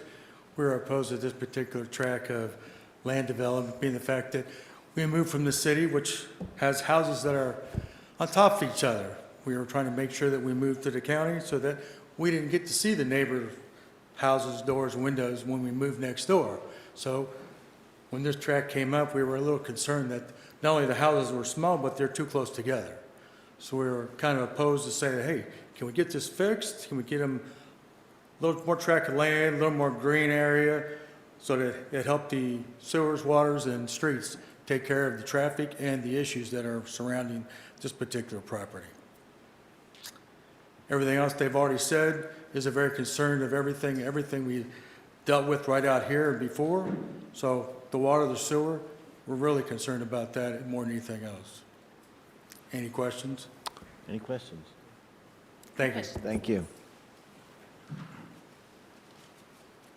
Hi, my name is Vlad da Costa. I am the neighbor west of the fence. Current plan, I'll have 22 neighbors facing me, pretty much. So I originally am from Iowa. I moved from the suburban area in Iowa. Lots were 0.6 acres, average. And I was too crowded to my taste. I have a family of 5 children, and so my wife and I were looking for relocating to the countryside to have a family welcoming neighborhood with a very dispersed neighbors. So we thought we found the right place, and we moved there this past summer. And 4 months later, in December, I started receiving letters from the applicant and also the county that I was going to have a suburb division next to the house where I just bought, and I was running it away from. So my plan of buying this property was, to live in the countryside, appreciating the lack of light pollution from the city, and to have a wonderful environment, a great property we could enjoy, the country style life that I could pass down to my children. Past meeting on January the 4th, my children were able to attend, and they were able to read their letter of objection against this rezoning. They could not come today due to the time at 3 p.m., 2 to 3 p.m. So, but I have the letter of one of them here, if you allow me to read. I'll give you a different perspective, a child's perspective. So, hello, those are her words. Hello, this is not my handwriting, as you can see. So she says, hello everyone, this is my talk against the rezoning. The reasons I am against the rezoning are because I would miss the privacy. My daily jogs with my papa, which is me, and it is very peaceful. I would miss the beautiful views of nature I share with my family. And if the houses are built, it will affect the natural habitats of many types of animals we see around our house. Thank you, sincerely, Emilia da Costa. I do not have the letter of my other daughter, but here are my perspectives of objection against this development. So, as I said, I came from the suburban division in Iowa, 0.6 acres lots, and I do not know if you are aware of the dimension of 0.6 acres lot, but that's fairly small.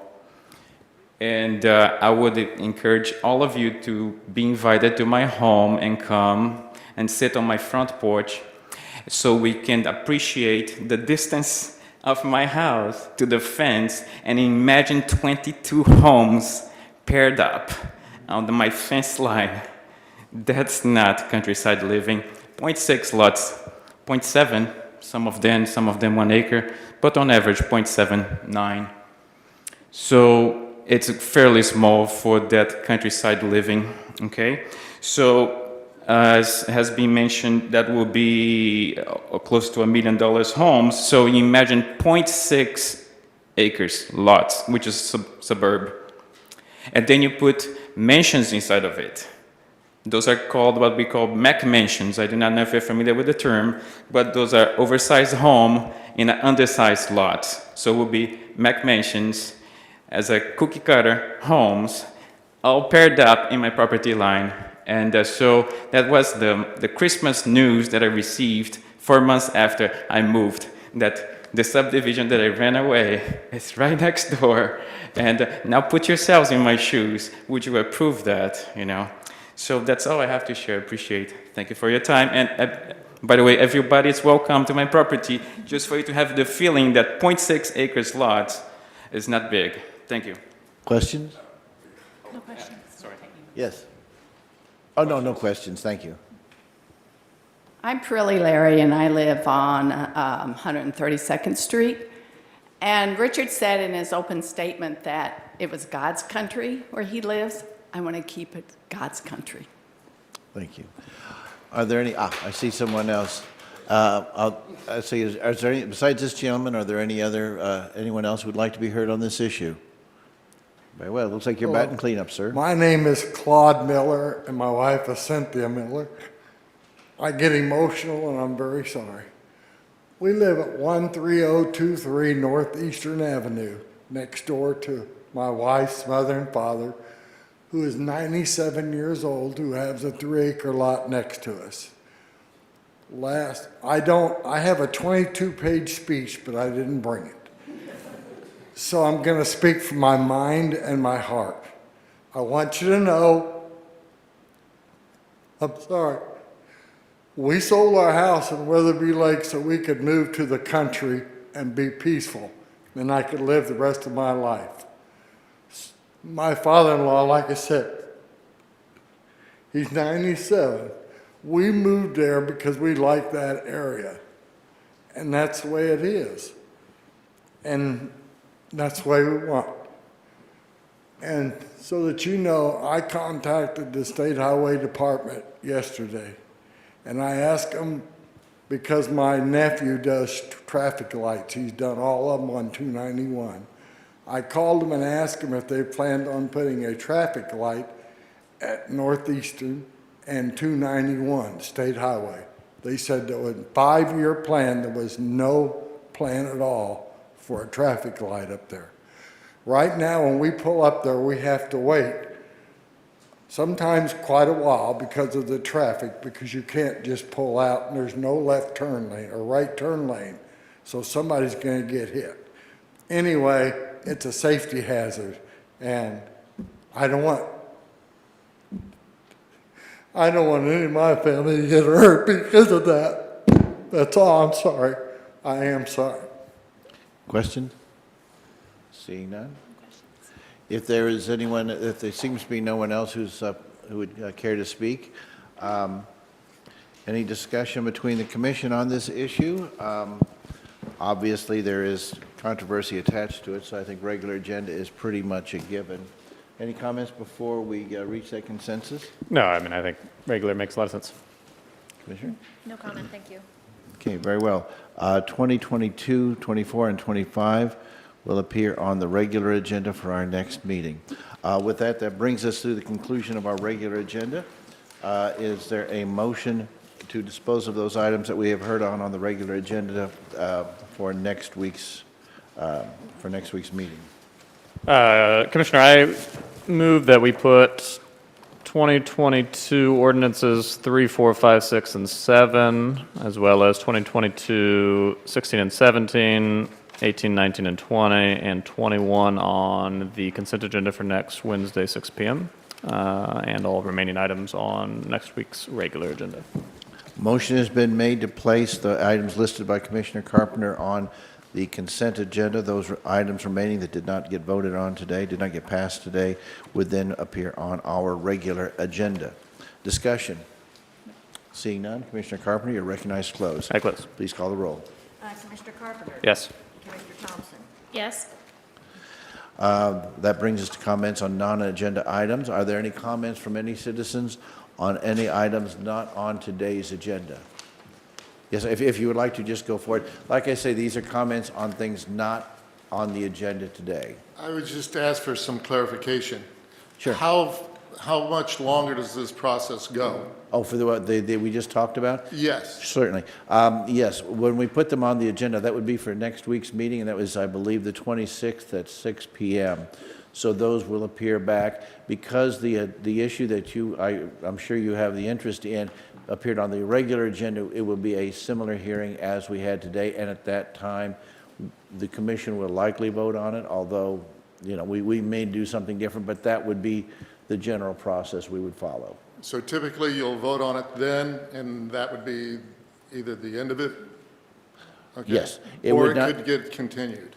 It could continue. The vast majority of the time, we vote on it on the second meeting, either up or down, but certainly there have been some situations where it's been continued. Now, for my clarification, because when we came to the zoning planning, we thought that was the end of things, and then we found out, no, that was just a recommendation that came to you. From your vote, can it or does it go anyplace else, or is that kind of? A negative vote on the county would, on the county commission, well, I'll let the counselor kind of make sure that Typically, the next stop would be court, but of course, that does not have to happen. I'm sorry, say that? The next stop would be going to circuit court here in Clay County. Okay. Okay, thank you.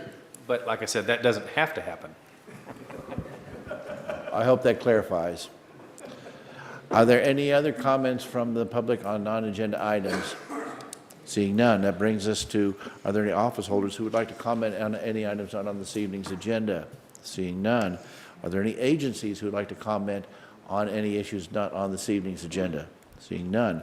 County Administrator, do you have any comments to make? No, none from me, thank you. Comments from the commissioners? Commissioner Thompson, do you have any comments you'd make at this time? I don't, thank you. Commissioner Carpenter? No, just that I appreciate everybody coming out and making their voice heard on these issues. Thanks. I want to express, which I believe will be the consensus of the commission, our gratitude towards our roads department, keeping our roads clear and safe as humanly possible over this past weekend snow event, and certainly I hope everybody is able to travel safely as they leave tonight's commission meeting. Approval of minutes. There are no minutes listed. Are there any written reports to submit? No written reports to be submitted. That brings us to executive sessions.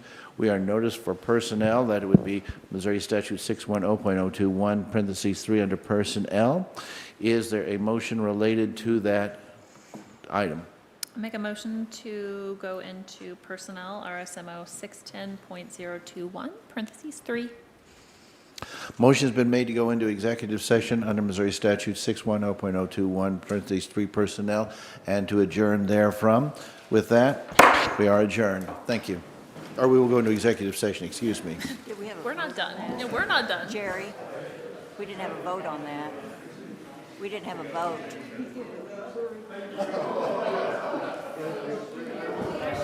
Please call the, I'm sorry, please call the roll. Hold on. Yeah, I didn't, I got carried away, I was so anxious to Commissioner leave. Thompson? Please call the roll. Commissioner Thompson? Call roll, that's right. Yeah, for the executive session. Commissioner Yeah, go ahead. Thompson? Yes. Commissioner Carpenter? Yes. All right, thank you, sorry about